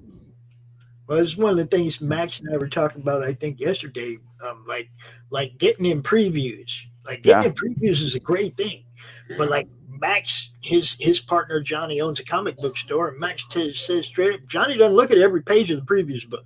Right. You don't call Johnny and say, look at page 283 and check out my product. Right. Johnny might never know about your product anyway, no matter how many previews you're in. Well, and that was one of the reasons I wasn't going to do. May 231554 is the number to order Mary Machine Gun. And that was one of the reasons I wasn't going to do that many cons this year, was so I could go do LCSs and kind of promote that book. I think we got a kind of a stop on that Dracula's Descent for a while. It might not be a cancellation, but it might be a delay, if you will. So even still, I think going out there and doing LCSs might help me out a little bit. I don't know if they're all going to open up their doors, but I definitely want to try to hit more than just my local area, which I've only been around Dallas, Fort Worth, and only like 1 or 2 out of the state. I kind of hope to hit, a few more and introduce myself. Send him a couple copies of each of your books, or a copy of each, or PDF of each, or whatever. Let him check them out. And there's another store owner right there that's out of your area. It's up in Kansas City. Okay. It's all about networking, man. And I agree. And geek out to the madness, so that people know about them, and they know now that they're receptive to indie comics, and smart people have called dude up. Yeah. You see what I'm saying? It's like I can only put them out here where people can see them. I can't make them pick up the phone and do the work. Well, and on top of that, like Geek Out really never had that many anyone out there on Free Comic Book Day, and now they're hosting 5 independent people on a Free Comic Book Day, and that really was. And I don't want to say it was because of me, but it was. Yeah, it was due to one of the steps that I went in there to go show him my book. And me and him built up a relationship, and then he was like, "Hey, we'd love to throw a party on Free Comic Book Day. Who can you bring in there?" And I was like, "Hell, I'll get 4 or 5 people of my friends in here." So that's what we're doing this weekend, So and this is a snowball that you started rolling downhill. That's what I'm saying. We wouldn't even know about Geek Out if you hadn't gone and done a signing there. Yeah, right. And like I say, that's why I really want to build a relationship with other comic book stores. Show them how these independents can not only help the independents sell books, but help their local comic book stores sell them.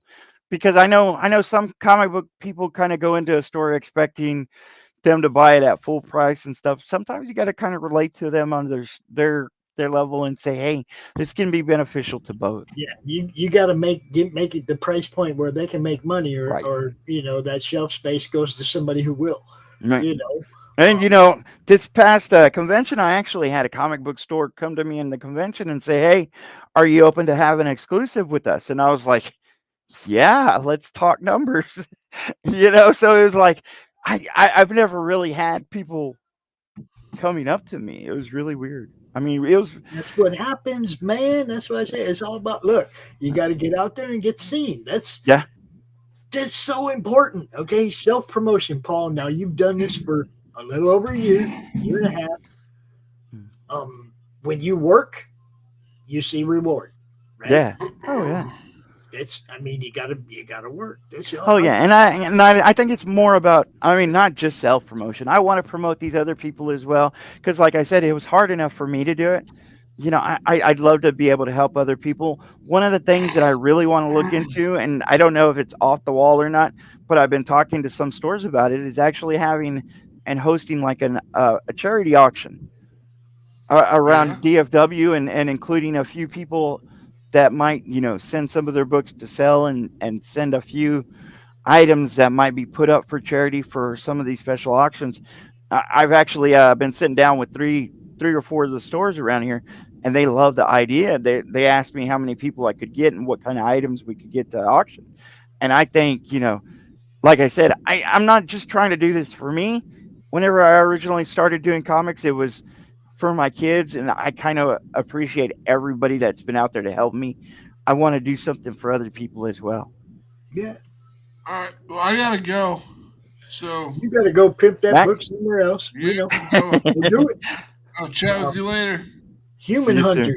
Countdown. There's about 3 hours left in that. Go check it out. Human Hunters 3. Thank you very much. You bet. Pick it up today. Peace. Yeah, Human Hunters 3, go check it out. There's only a couple hours left in that one. Last chance to get in on that. Hi, Laurie. Laurie, the link is in the... You could join us. You can come join us if you want. 38 minutes left on this one. 38. But yeah, Paul, you've done the thing, man. You've learned about this the hard way. Yeah. Yeah. And I had a lot of bumps on the road. You helped me out quite a bit. And, there was a lot of stuff that kind of was thrown at me whenever I didn't know anything. And like I said, that's really the reason that I want to help other people out, because I don't want them to go through all the bad stuff I did. Yeah. I mean, I don't exactly have the most explosive campaigns, but the thing about it is this is my fifth campaign that's actually successful. And I can't thank people enough. Just the fact that I've had successful campaigns. There have been some that haven't made it, and that's again one of the reasons I'd like to be out there to help people as well. It's hard enough to do it on your own, and it's definitely hard to do it whenever you don't know what you're doing. So the whole thing, Paul, the thing that I admire about you is that going in blind, not knowing, doing it, but fulfilling each time. Okay, not just like having the book done and it's going to take a little while longer to get this or that done and blah.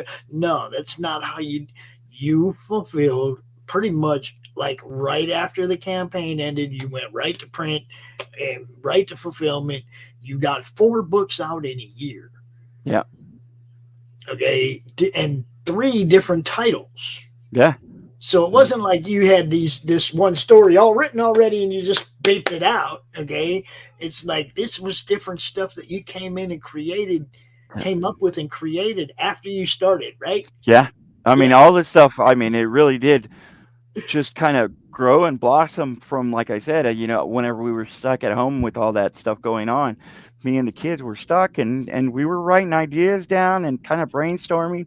That led to Bushy Boo Circus Mysteries, because that was the story that me and my kids kind of threw together. Right.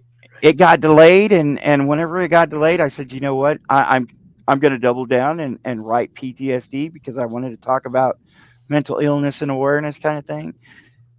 Cryptic Haze came out of a situation where me and my friend were going through hard times, and it was just kind of a lifeline kind of thing to us. And then Prelude to Aurora is my thank you to my artists, because it really was because of them that story came to me. Right. Laurie, how's it going? Hi, guys. How are you? I have a Good. question for you, Laurie. I have a question for you right off the jump. Yeah.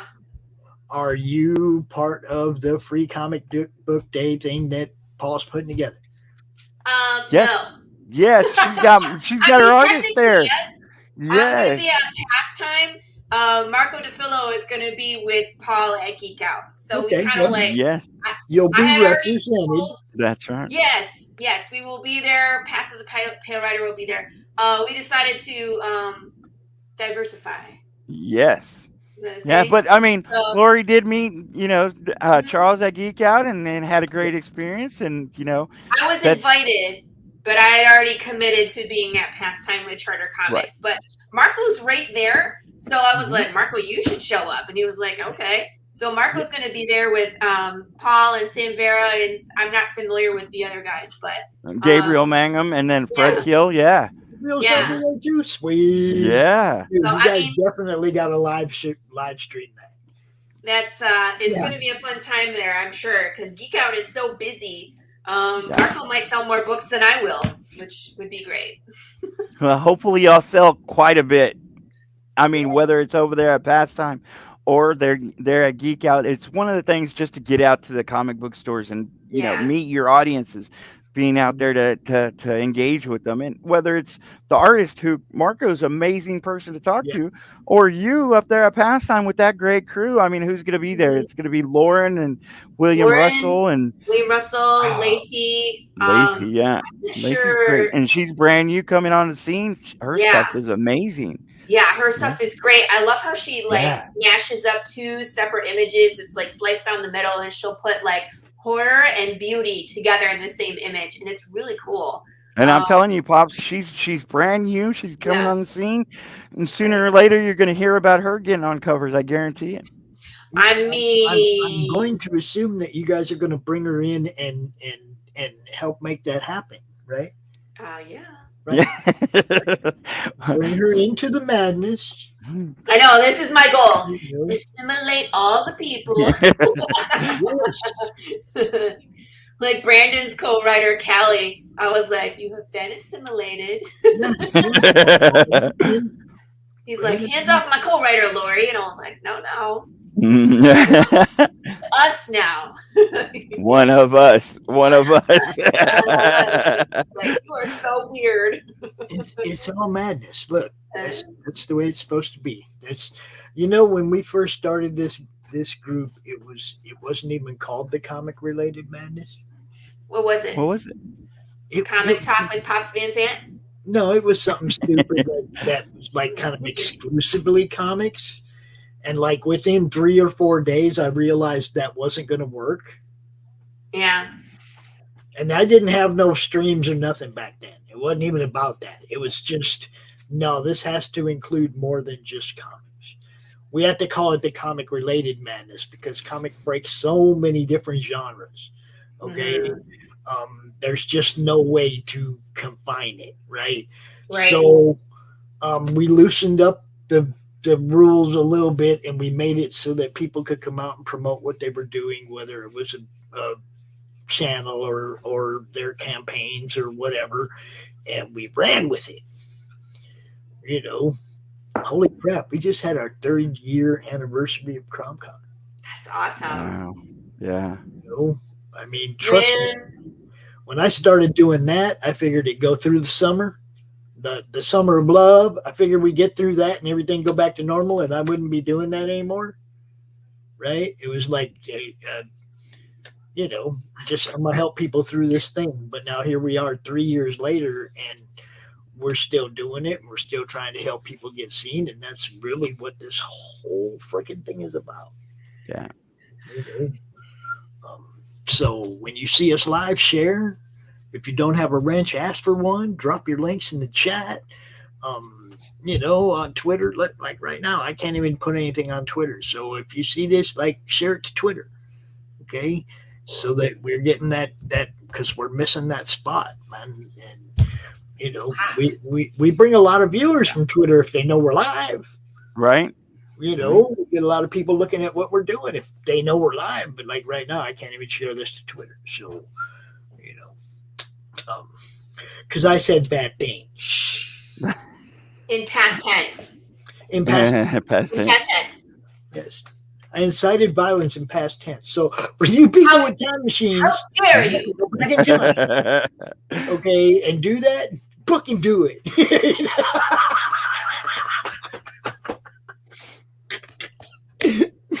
Trip that dude. I'm just saying, trip that dude. Trip him. 29 minutes to go. Did you play the Beckett song? Why not? Oh, Laurie. Yeah, I just I think I just sent you admin. Oh, well, I should go accept that then. If you want to jump out, grab that, and then jump back in, and then you can set your show up and stuff, you know. And then you'll be able to play, and then I'll let you play the backing. Okay. All right.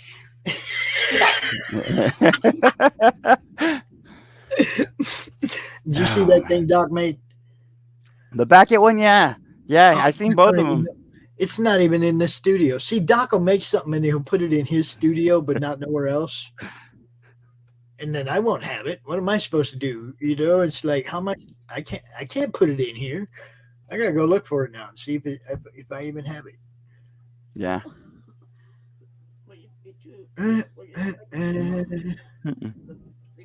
Tis not there.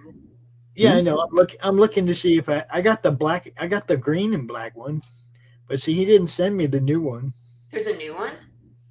Yeah, the animated one. He didn't send me the animated one. There's an animated one. The one with the money falling. Hold No, on. I didn't see that one yet.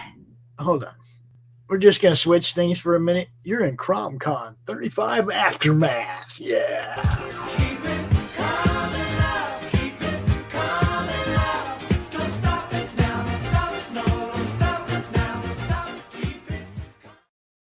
There you go. Hooray! I need that in my Animated studio. And now we go back to Monday Matt. Yeah. I was like, I need to put that in my studio somehow. Yeah, well, he does. That's what I mean. He'll go load it in his studio only, and then it's like you gotta go dig around trying to try find to it. add all my stuff, but a lot of times it's like, where did it go?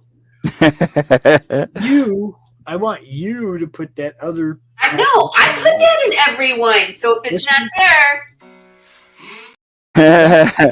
not that one, the short one, right? Yeah, I don't. Yeah. It's not here. Someone took it out because I loaded that sucker everywhere. I want the one that says, "What is Path of the Pale Rider?" Yeah, let me go find it. I I love can that. load it tonight. I love that one. That one is a seller.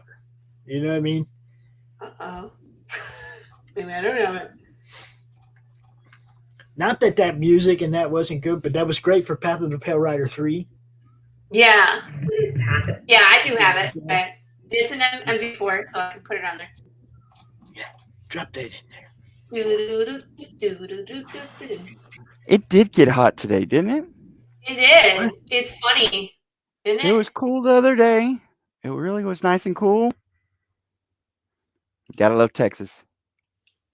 Right? Isn't it like, no, seriously, I was at a softball tournament all weekend with my daughter. So Saturday, it was 54 and windy with 25-mile-an-hour winds. So I was literally sitting in the chair in a sleeping bag.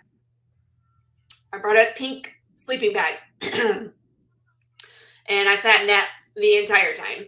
And then the next day it was 82. So then we were in shorts and putting on sunscreen and, getting overheated. It just is what it is. So pick a day. The weather will change. Yeah, that one. I like that one. That's my favorite. Yeah, I like that one. I'll do a new ad. We're going to start getting new art for Path of the Pale Rider pretty soon because Kickstarter funds are coming this week. So Marco's already, he and I talked today about, where he's going to pick up. And we had to brainstorm about what we were going to do for this middle section that it's really interesting what we're trying to accomplish with the time. And we wanted to make sure we can do it without being boring. Even though there's like exploding things and like riots and things on fire, there's still a way that we could mess it up. So we were brainstorming about that today. So it should be interesting. We're gonna push the envelope for sure. Go back this book. Go back, Aurora. I did go back this project because I did.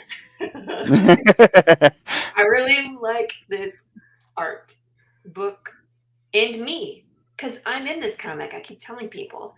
It was precognition. That's what it was. That's what it was. I was like, hey, someday Paul and I are going to be friends. Go ahead and use my name in your comic because I'm cool with that. And then someday when it comes out, I'll be cited in a comic. You got to make sure you give her some glasses at some point. Just be like, hey, it's Laurie. Oh, I don't think I can anymore. Uh-oh. Spoiler! we could always get an open casket look. Yeah. Oh, you kill her? Maybe it's a precognition. Did you peel her with a potato peeler? A potato peeler. That's I'm surprised she don't have a potato peeler right there. She's got a cane instead. It's like, where's the potato peeler? It comes next. Oh, the potato peeler is because I was teasing Paul about it one day. I think we were joking around about how what's a terrible way to die or be skinned or something. So I told him I was going to peel him with the potato peeler. So we went to Cowtown. I brought one, and then I forgot to run around with it.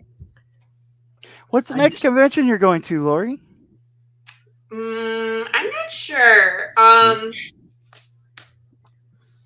don't get to go to Dallas Fan Expo this year. Right. Marco is going. I'm going to a wedding that same weekend. I'm going to be doing a book signing in Michigan at Gotham Nights. Pops, you remember Fergal? Yeah. Amayo? He's been selling my books like hotcakes at his store. You know, finally got my books. He sold 10 books in 4 days. You know, wow. He's one of the LCS guys on RJ's show, right? What's that? He's one of the LCS guys on RJ's show every Friday night. That's cool. I Yeah, did not know he's on there every Friday. Yeah, he joined, well, pretty much. When he can, he joins RJ's LCS guy show. Is like, because I told him, I was like, oh, you guys got to get together, him and RJ, and then next thing you know, I see him on the LCS guys.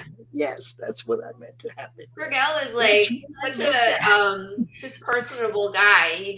He loves comics. He loves talking about comics, and he loves people, and he's just a great guy to have. Like, did I ask him 12 questions? I don't even think I had 12 questions because he would just start talking, and he just, we were just chuckling, and we were best friends by the end of that show, man. But yeah, he sold 10 comics of mine in 4 days. He's like, I need more. I'm like, okay, I'll ship you more. So see what we're talking about? Get in with these retailers. Look, the retailers used to get spoiled and get 150 titles from DC and 130 titles from Marvel, and their shelves were full of comic books. And Marvel and DC don't make that many titles anymore. And those shelves are empty or full of pops. Give them some comics. Call them up. Talk to them. Yeah. So I'm doing a book signing at his store that first week of June. And then I really don't know what's happening after that until Cowtown. That's October. So I got to find some more places to go. But I think I want to start hitting some LCSs in my area, like McKinney and Plano. I have not gone and introduced myself yet. I just haven't had the time to do that. I was waiting for my number 2 book to be delivered, and it took ungodly amount of time. So now I have the inventory, but I don't have the time. So just what happens. Fun stuff. It's almost summer. Yeah, my kids are counting down how many days are left. There's 23 days left of school. Oh God, don't remind me. Yep.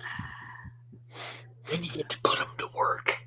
Not really. Then we're flying to Michigan for the wedding. There's less than a month for that. I got so much stuff to get ready for that.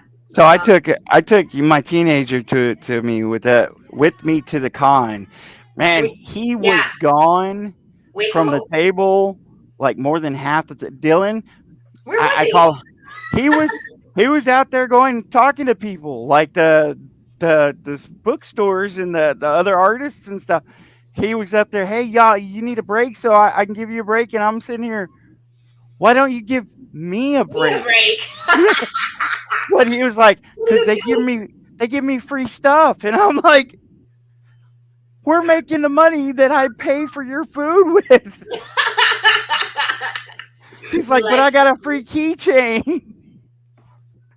But they were. It was great. I mean, he was going out there and he was helping other people. He's supposed to be handing out your card, your flyer, to those people. So they're like, oh, well, my dad's over there selling these. Check this out. Let me get your card. So that the networking, you got to teach them the networking aspect of going out and talking to these other people. Well, there was an hour or two where he went in full dress because he's got the cosplay thing, and he was carrying around the comic, just kind of showing it to people and stuff. Mm-hmm. But that's what I mean. Yeah, you got. It's like half the time, like I said, I turned around and he'd be gone, and I'd be like, an hour later he'd come back, and I'd be like, where were you? He was like, I was going to talk to this person or that person. I went to go talk to Dan Price of Bigfoot Knows Karate, or Sam Vera of Alien in a Toilet, and I'm like, you're supposed to be helping me. No, it's a good thing though. It's a good thing. Yeah, no, it is. It is. He went out there and talked to people, and it's good. I tell him, especially if he actually wants to do his comic one day, then he's gonna already know half these people. Yes, that's what I mean. The networking ain't just for Dad. No, yeah, it is. Okay, it ain't just for Dad. It's like you never know what his future could bring. But I told him I needed to pee. No, you're supposed to be there for Dad for that, Dylan. Yeah. But even when I went, even the last time I went to the con, it's like I'd run into Randy Zimmerman, right? And he had to go do a panel, and he didn't have nobody there with him.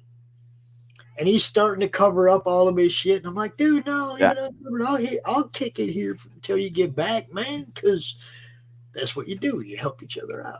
Yeah. Yeah, no, it was just funny. I kept joking around with him because I didn't mind him leaving and stuff. Actually, Sam messaged me once or twice, hey, I got to leave my table. Can your kid come and watch it? I'm like, yeah.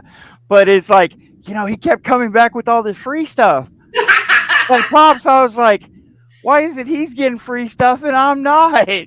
Well, yeah, where's the dad tax? Where's the dad tax? That's what I'm saying. Just one. And I was like, you know what? I'm taking the keychain. Did you get a duty sketch card? No. Okay, Dylan got a duty keychain. He got a duty print. I think he got one of his books too. And I was like, why didn't I get another one of his books? Wait a minute. No.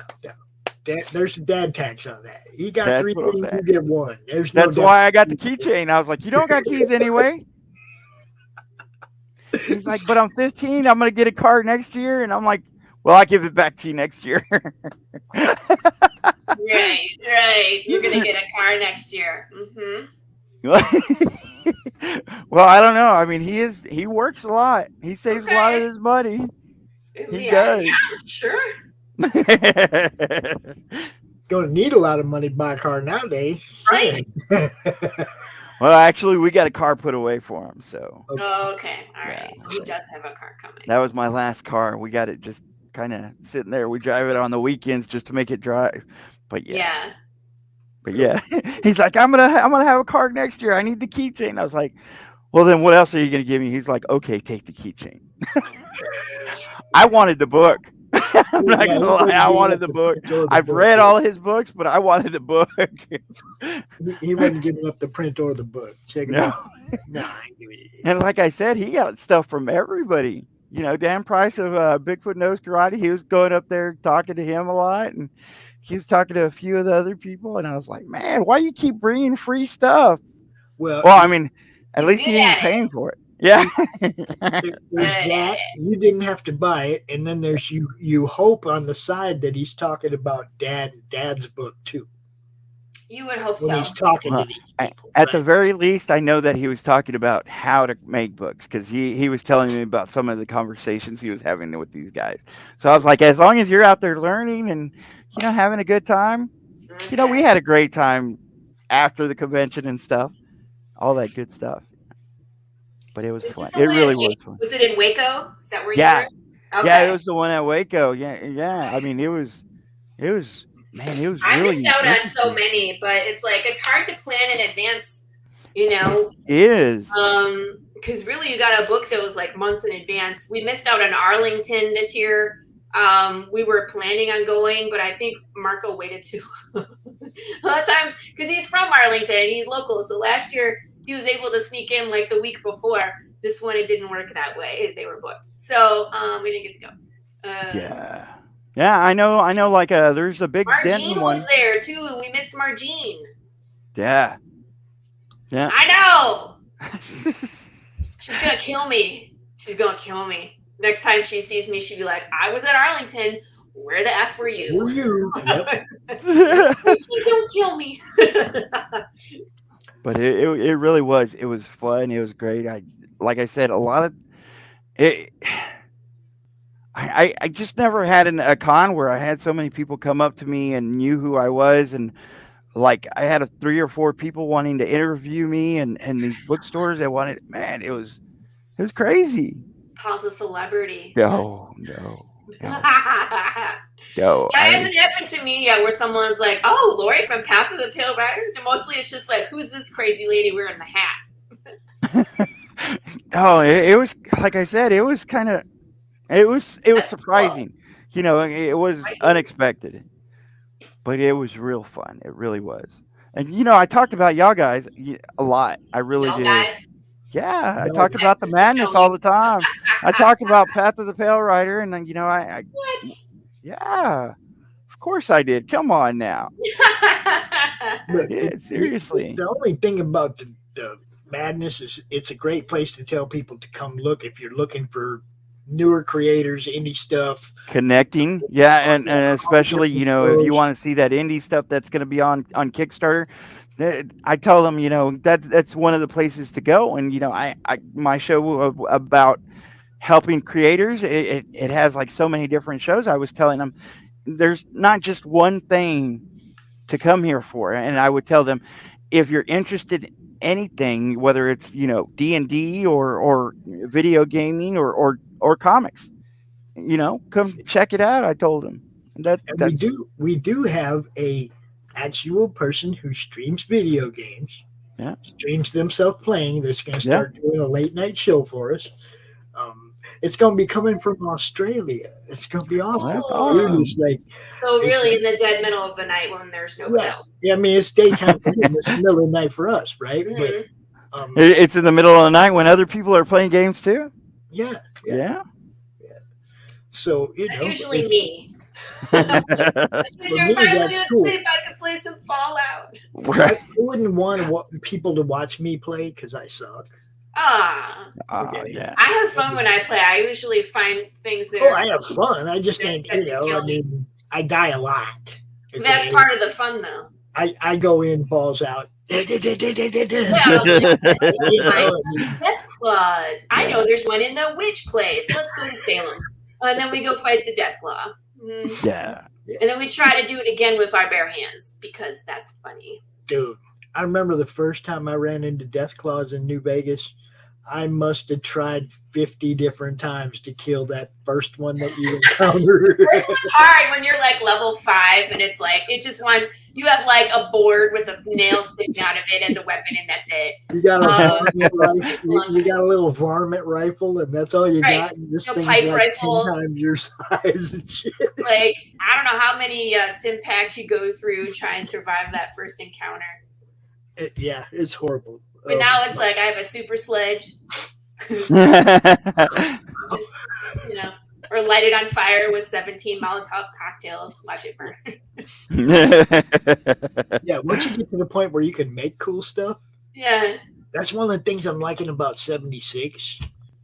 You can make a lot of cool stuff in 76. And they got a lot of mods for a lot of different weapons and stuff. Man, I've been having a blast. That's cool.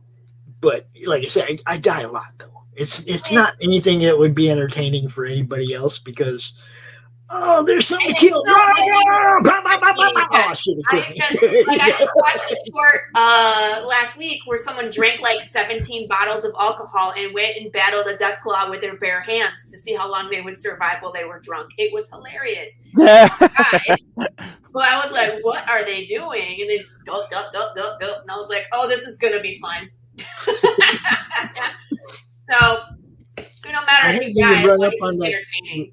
I hate when you run up on that one thing you've never seen before and it just one-shots you. Yeah. Yeah. You don't even have you don't even get a chance to, okay, what's my next strategy going to be? Because you didn't even get to try a strategy. You just got whacked. Yeah. Or like you get piled now you're like creeping up behind it and shit. You're like, what? Ooh, I had an computer play, I forget, it was like Jack Cabot in 4. And he was like, follow me. And you have to like follow this guy across the wasteland. So you can't fast travel. And he took me through this one colony where everybody had a flamethrower and had a death wish on me. So it's like, here I am trying to follow this idiot through this colony of people with all these flamethrowers and just lit my butt on fire. I was like, this is great. Thank you. Thank you, computer. I am now dead. It was kind of like playing D&D with Max, you know. I ended up either on fire, thumped in the head by a dinosaur, or bitten by a spider. We were talking about that earlier, how Max just be trying to kill us. So I know. And he cheers when he does it. He's like, "Hey, got the cleric," and I'm like, yeah. He's like, I put some of you down. I ain't killed none of you yet. This is true. We've always been able to come back. Because between Johnny laying hands and me being the cleric, like he usually can get one or the other of us, but not both. Yeah. Anytime he gets you both, we're toast. Yeah. In the middle of combat, we would have been toast with those wizards if he had not toasted his own minions. Yeah. He toasted like 6 of his minions because he forgot how far the spell went.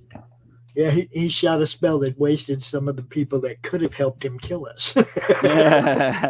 He was like, yeah, the wizards don't care about their minions, so this one's gonna die. And then Pops was like, aren't the rest of them gonna die too? And he was like, oh, yup. I don't think he meant to do that. 8 minutes to go. 8 minutes. Oh, take it off the screen. I know. I'm just looking. I'm looking. But yeah, I mean, Dylan's gotten into D&D, and he's going to be going to some of the comic stores and playing D&D. He loves it. You know, I hadn't played in years, but I got to sit down with him a few times and, you know, go through some of the newer books. Because this is, what, 5th edition nowadays? Yeah. I think it was 2nd edition when I was playing. Yeah. Yeah. Hey, that's interesting. We could launch my Indiegogo after you're done. What? Yeah. Remember I told you I was doing a victory lap on Indiegogo? Uh-huh. We could launch it. Today? Tonight? Yeah. Wouldn't you want to do it during your show tomorrow so that it would end during your show? I guess.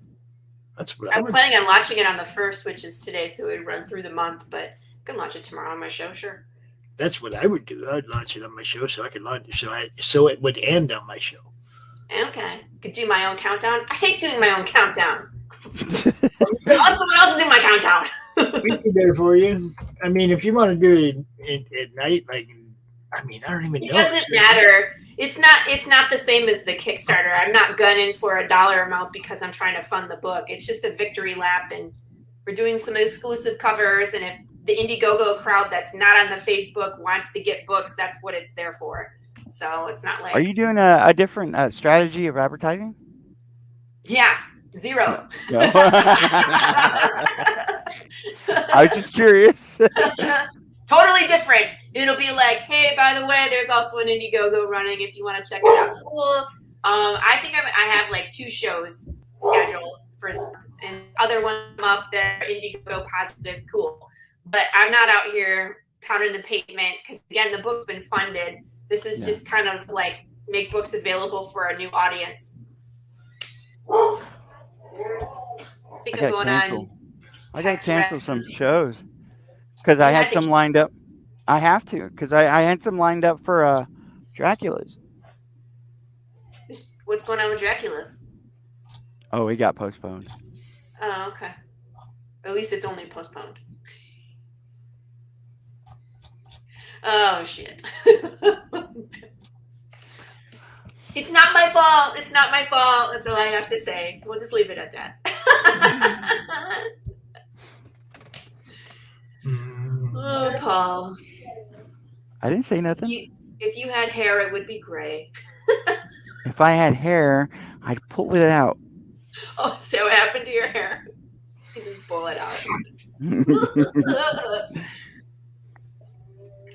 But like I said, it gives me time to go out there to LCSs and talk to them. I got to talk to a few in Waco that I met this weekend. So. Oh, that's cool. I got to actually go out there and talk to them, take them some books. I showed them the books, but it was like, man, it was busy out there. Yeah. It really was. Yeah. Do you usually, like, when you go talk to an LCS, do you send them an email or anything? Because, like, I would hate to show up when they're slammed and try to demand their attention. Obviously, they have to run a store. Well, usually I avoided Free Comic Book Day. And you don't want to go there on Free Comic Book Day when they're slammed. But I try to avoid that instead. Like an email or something just to be like, hey, what day is good? Right. You know? I can come out pretty much any day except for Tuesday. And I can almost guarantee you they'll tell you not to come out Wednesday or Saturday.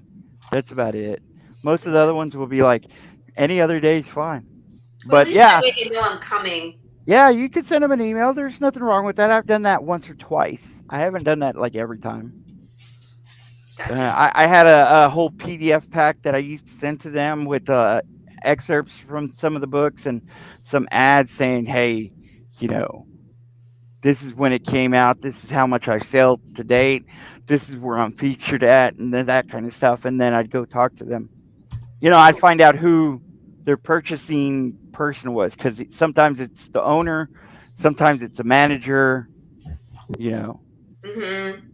Some owners... that's the other thing is I don't want to show up when it's like random sales guy day. You're great, I love you, thanks for your hard work, but I need to talk to the guy who actually makes the decisions. Well, and like what I would do, and I told a few other guys, is like I would pick 3 or 4 in that area, and then I would go to them, get the information, and if the person who wasn't there to sell that day, I'd find out the time and dates to come back, and then I'd go to the other 2 or 3. But that's why I was like, maybe if I send an email, I can get to the right person. Yeah. And then show up at the right time. Well, and Collected's right there, right by Pastime, so you could hit them just about any time. Yeah, I heard good things about them. Yeah, Brent's really cool, and like I said, I gotta find some shops out by me because that's an hour drive to see all y'all. Well, Sanctuary's out there in, is it Plano? Okay, so they're Irving? closer. Plano? Hey, Irving? I can't remember. Plano's not far. It's like 20 minutes. I would go to Titan if I were you. Titan's in Dallas. I've been at Titan. Titan has our stuff. Yeah, see, Titan's a great place. I haven't been back since issue 2 came out because I haven't had time. Especially if they let you table, it's a great place to get, a great place. Yeah. Well, I gotta talk to him about that. And then there's one in McKinney that my friend sent me a picture of that looked really cool, so I gotta check them out. Ooh, yeah, Rebecca. You got I think I got the Rich Perotta as well. It's a great cover, man. It is. It's beautiful. And like I said, with his lines, and then I got the guy, Gabriel from Bushibu to do the colors. Man. Counting down, 96 seconds. And 5, 4, and 3. 99 bottles. Weird, because it hasn't shown up yet, though. Bottles of beer. That is weird. It hasn't shown up. It was pretty sad before you took it down. Did someone? That would be just your luck, Paul. As long as it funds, I'm happy. Fine. It's fine. Right? It's fine. We're thankful. Thank you, everybody. Yeah. I mean, this is going to be my 5th campaign that's funded. Man, I can't imagine. I can't believe that's happened to me. 5 campaigns that all funded. 4 books, but 5 or is it 6 campaigns. 5 of them my own. This is my 5th. The numbers turned red. Yeah, it turned red. You're running out of time. Ooh. Sneak in there, somebody. Get that last spot. Ooh, 36 seconds. There's not enough time. Hurry back, something quick. 30 seconds.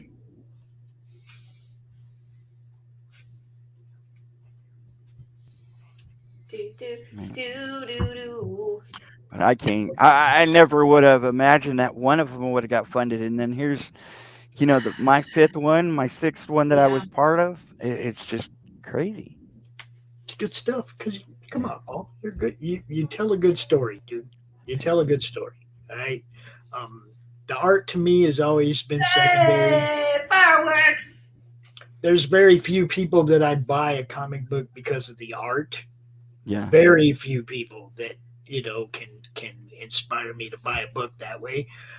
I'm always looking for the story. Was the story good? Where did the cliffhanger leave me? Do I want book 2? You know what I mean? It's like the story is the art is collectible. The story is what we ingest. Right. You see what I'm saying? That's the way I look at it. The art is the collectible part of it, but the story is the part that I ingest, and I want to know more. I want to know the next part of the story. If it's good, I want to know the story all the way to the end. Like Laurie's, I know that the amount of twists and turns going on in her story, I want to be there till the end. The same with Bushy Boo. I don't know where that's going, so I want to be there to see where it's going to go. And that's my next one. I'm going to go to issue 3 next. I'm like I said, Paul's good at is not letting you know what's coming. Yeah. As far as like in the story, you're reading the story and you're kind of like, okay, I don't really know. This could go so many different directions. Yeah. Okay. It's not like leaving it. It's not the same as leaving you on a cliffhanger where you come back to that particular scene. It's like there's so many different directions that this can go at the beginning of the next book each time. Paul's a good writer. Don't ever think he ain't. It's. I'm a reader. High five. That's right. And I'm a reader, so I'm giving you that from a reader's point of view, not from Paul's friend point of view. The first book I read of Paul's, I didn't know Paul. We weren't really friends yet. I mean, he was like, check out my books, sent me some cool stuff, man. I read it. I liked it. I was like, what else you got? Okay, but wait, there's more. Paul likes all the things. I'm like, I'm a one pony kind of show, and there's Paul. It's like, I got circuses and emotional and PTSD. And oh, you want more? There's demons and gargoyles. Yeah, here's some action for your ass. Hey, you got 2 new things coming out, don't you? Soon you got. Oh, okay. Yes, I do. I'm trying to talk you up though, so shush. Well, I do have an 8-page like romantic story that as soon as I get letter, I'm probably going to throw out there free here every Are you talking talking now with and then. Clarissa to co-write that? Just kidding. No, I should do something with Carissa. She could write a love story. A will they, won't they? That's what people like. You know what I mean? Will they, won't they? You have to read mine. Do, and then end the story. You have to read mine. As a matter of fact, you want to letter mine? Sure, I'll let her in. Idea that I threw at a couple different people, and both of them like the idea, but both of them they're busy. They're busy people. Well, man, dude, I jump on that, but I just got too much going on. I'm like, because I throw it at them because I want to know their opinion. Yeah. Those people I know, people go to write their stuff for them. It's like, check out this idea. What do you think? Okay, well, the idea is sound, but I'm not a writer, and I'll never claim to be a writer. But if you guys want to see a little, see the idea, I don't mind sharing it with people. Privately. Sounds interesting. Privately, of course. Yeah, not on the air. Well, I gotta run in 2 minutes. I just hopped on to cheer on Paul. I was watching your campaign. So, what do you want to do, Laurie? Do you want to launch in the morning? We can launch in the morning because I'm out of time. I have to go cook dinner. Okay, well, it's either that or maybe Tuesday night. Like, no, I'll do it. It's a completely different campaign, different strategy, which is very minimalistic. It doesn't need to end at a certain time so someone else can host it. It just is what it is. It's a casual victory lap because it's already funded. But if other people want it, or if collectors want exclusive covers, we have exclusive covers just for the Indiegogo. They won't be anywhere else. No problem. Just let me know when you want to launch it. We'll figure something out for sure. I'll launch it tomorrow. Max and Johnny are coming on the show tomorrow to talk about Human Hunters. So, which ends tonight. It ends tonight, right? Ends tonight in a couple hours. So go check out Human Hunters 3. I was gonna say they have something else coming up. Is Machine Gun Mary coming out? Huh? Again? Yeah, Mary we got Machine Gun Mary and Ninja Bimbos. Ninja Bimbos. I think that one is coming out next. So I was Well, like, he's got the trade paperback for Mary in May, and then Ninja Bimbos in June. okay, because I was like, I know they have something else going on. I thought we were going to talk about Human Hunters, but maybe not if it's ending. But we could at least talk about it, and then we could talk about all the other stuff since they're always do. It's like Paul. Paul's always doing something, right? There's always, okay, we're done with this one, on to the next one. So I know they're always going to be doing stuff. So. All right. Thanks, everybody. Thanks for coming out. Thanks for watching. Paul, congratulations on another campaign. Another completed campaign. Now let's go get it fulfilled because I know you do that. Yeah. I do know you do that. That's what's up. Y'all have a good day. He wouldn't still be here if he didn't. After 5 books. He does fulfill. There's no doubt. So I'm gonna play this one though because I like this so much. And y'all check out Path of the Pale Rider too. Peace. What is Path of the Pale Rider anyway? Is it a comic book?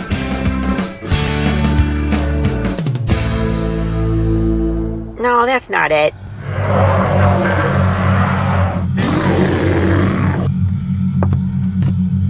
Is it this? What the heck is Path of the Pale Rider, man? There's no way this is right.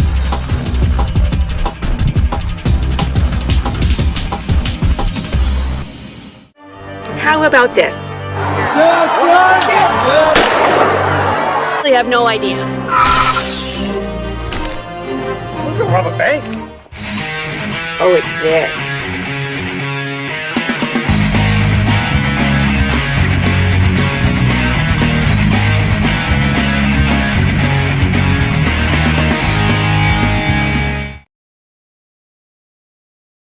Now you just go edit that last panel for your next launch. You see what I'm saying? I know. It's like it says 2, but it needs to be 3 now, doesn't it? It does. Just edit that final panel and keep using that same thing. It's great. I love it. It's great. I'll see.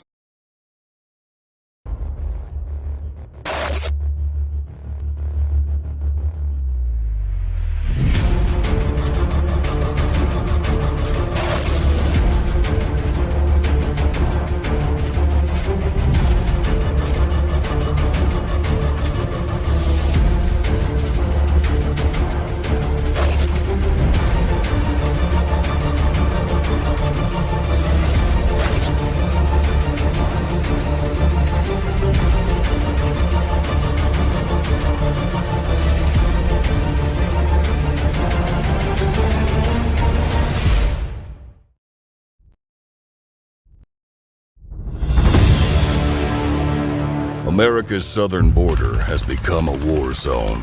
Human traffickers, drug smugglers, and terrorists flow across the Rio Grande with impunity, secure in the knowledge that no one will stop them. A distant federal government lectures Americans on their privilege while punishing overworked Border Patrol agents who were helpless to stem the tidal wave of invaders and determined migrants. Second-generation Cuban-American Marcos Zamora is a military vet, more patriotic than most Americans. No longer able to ignore the chaos at his doorstep, he acts. Joined by his best friend Gus, they hit the border every night, saving lives while stopping violent drug cartels and other opportunists. The government reacts with fury at Marco's attempts to preserve American sovereignty, deploying the full might of their enforcement agencies. But Marcos understands that the only thing the rich and powerful fear is bad publicity, and he records every encounter. Whoever he is, this private American must be stopped. Illustrated by Richard Bonk and written by Eisner winner Mike Barron, Private American is his version of Captain America, and maybe a little Punisher, taking part in this ongoing, violent, and very real battle of good versus evil in the war for American sovereignty. Grab your copy at theprivateamerican.com. We have a secure border, and that is a priority for our administration.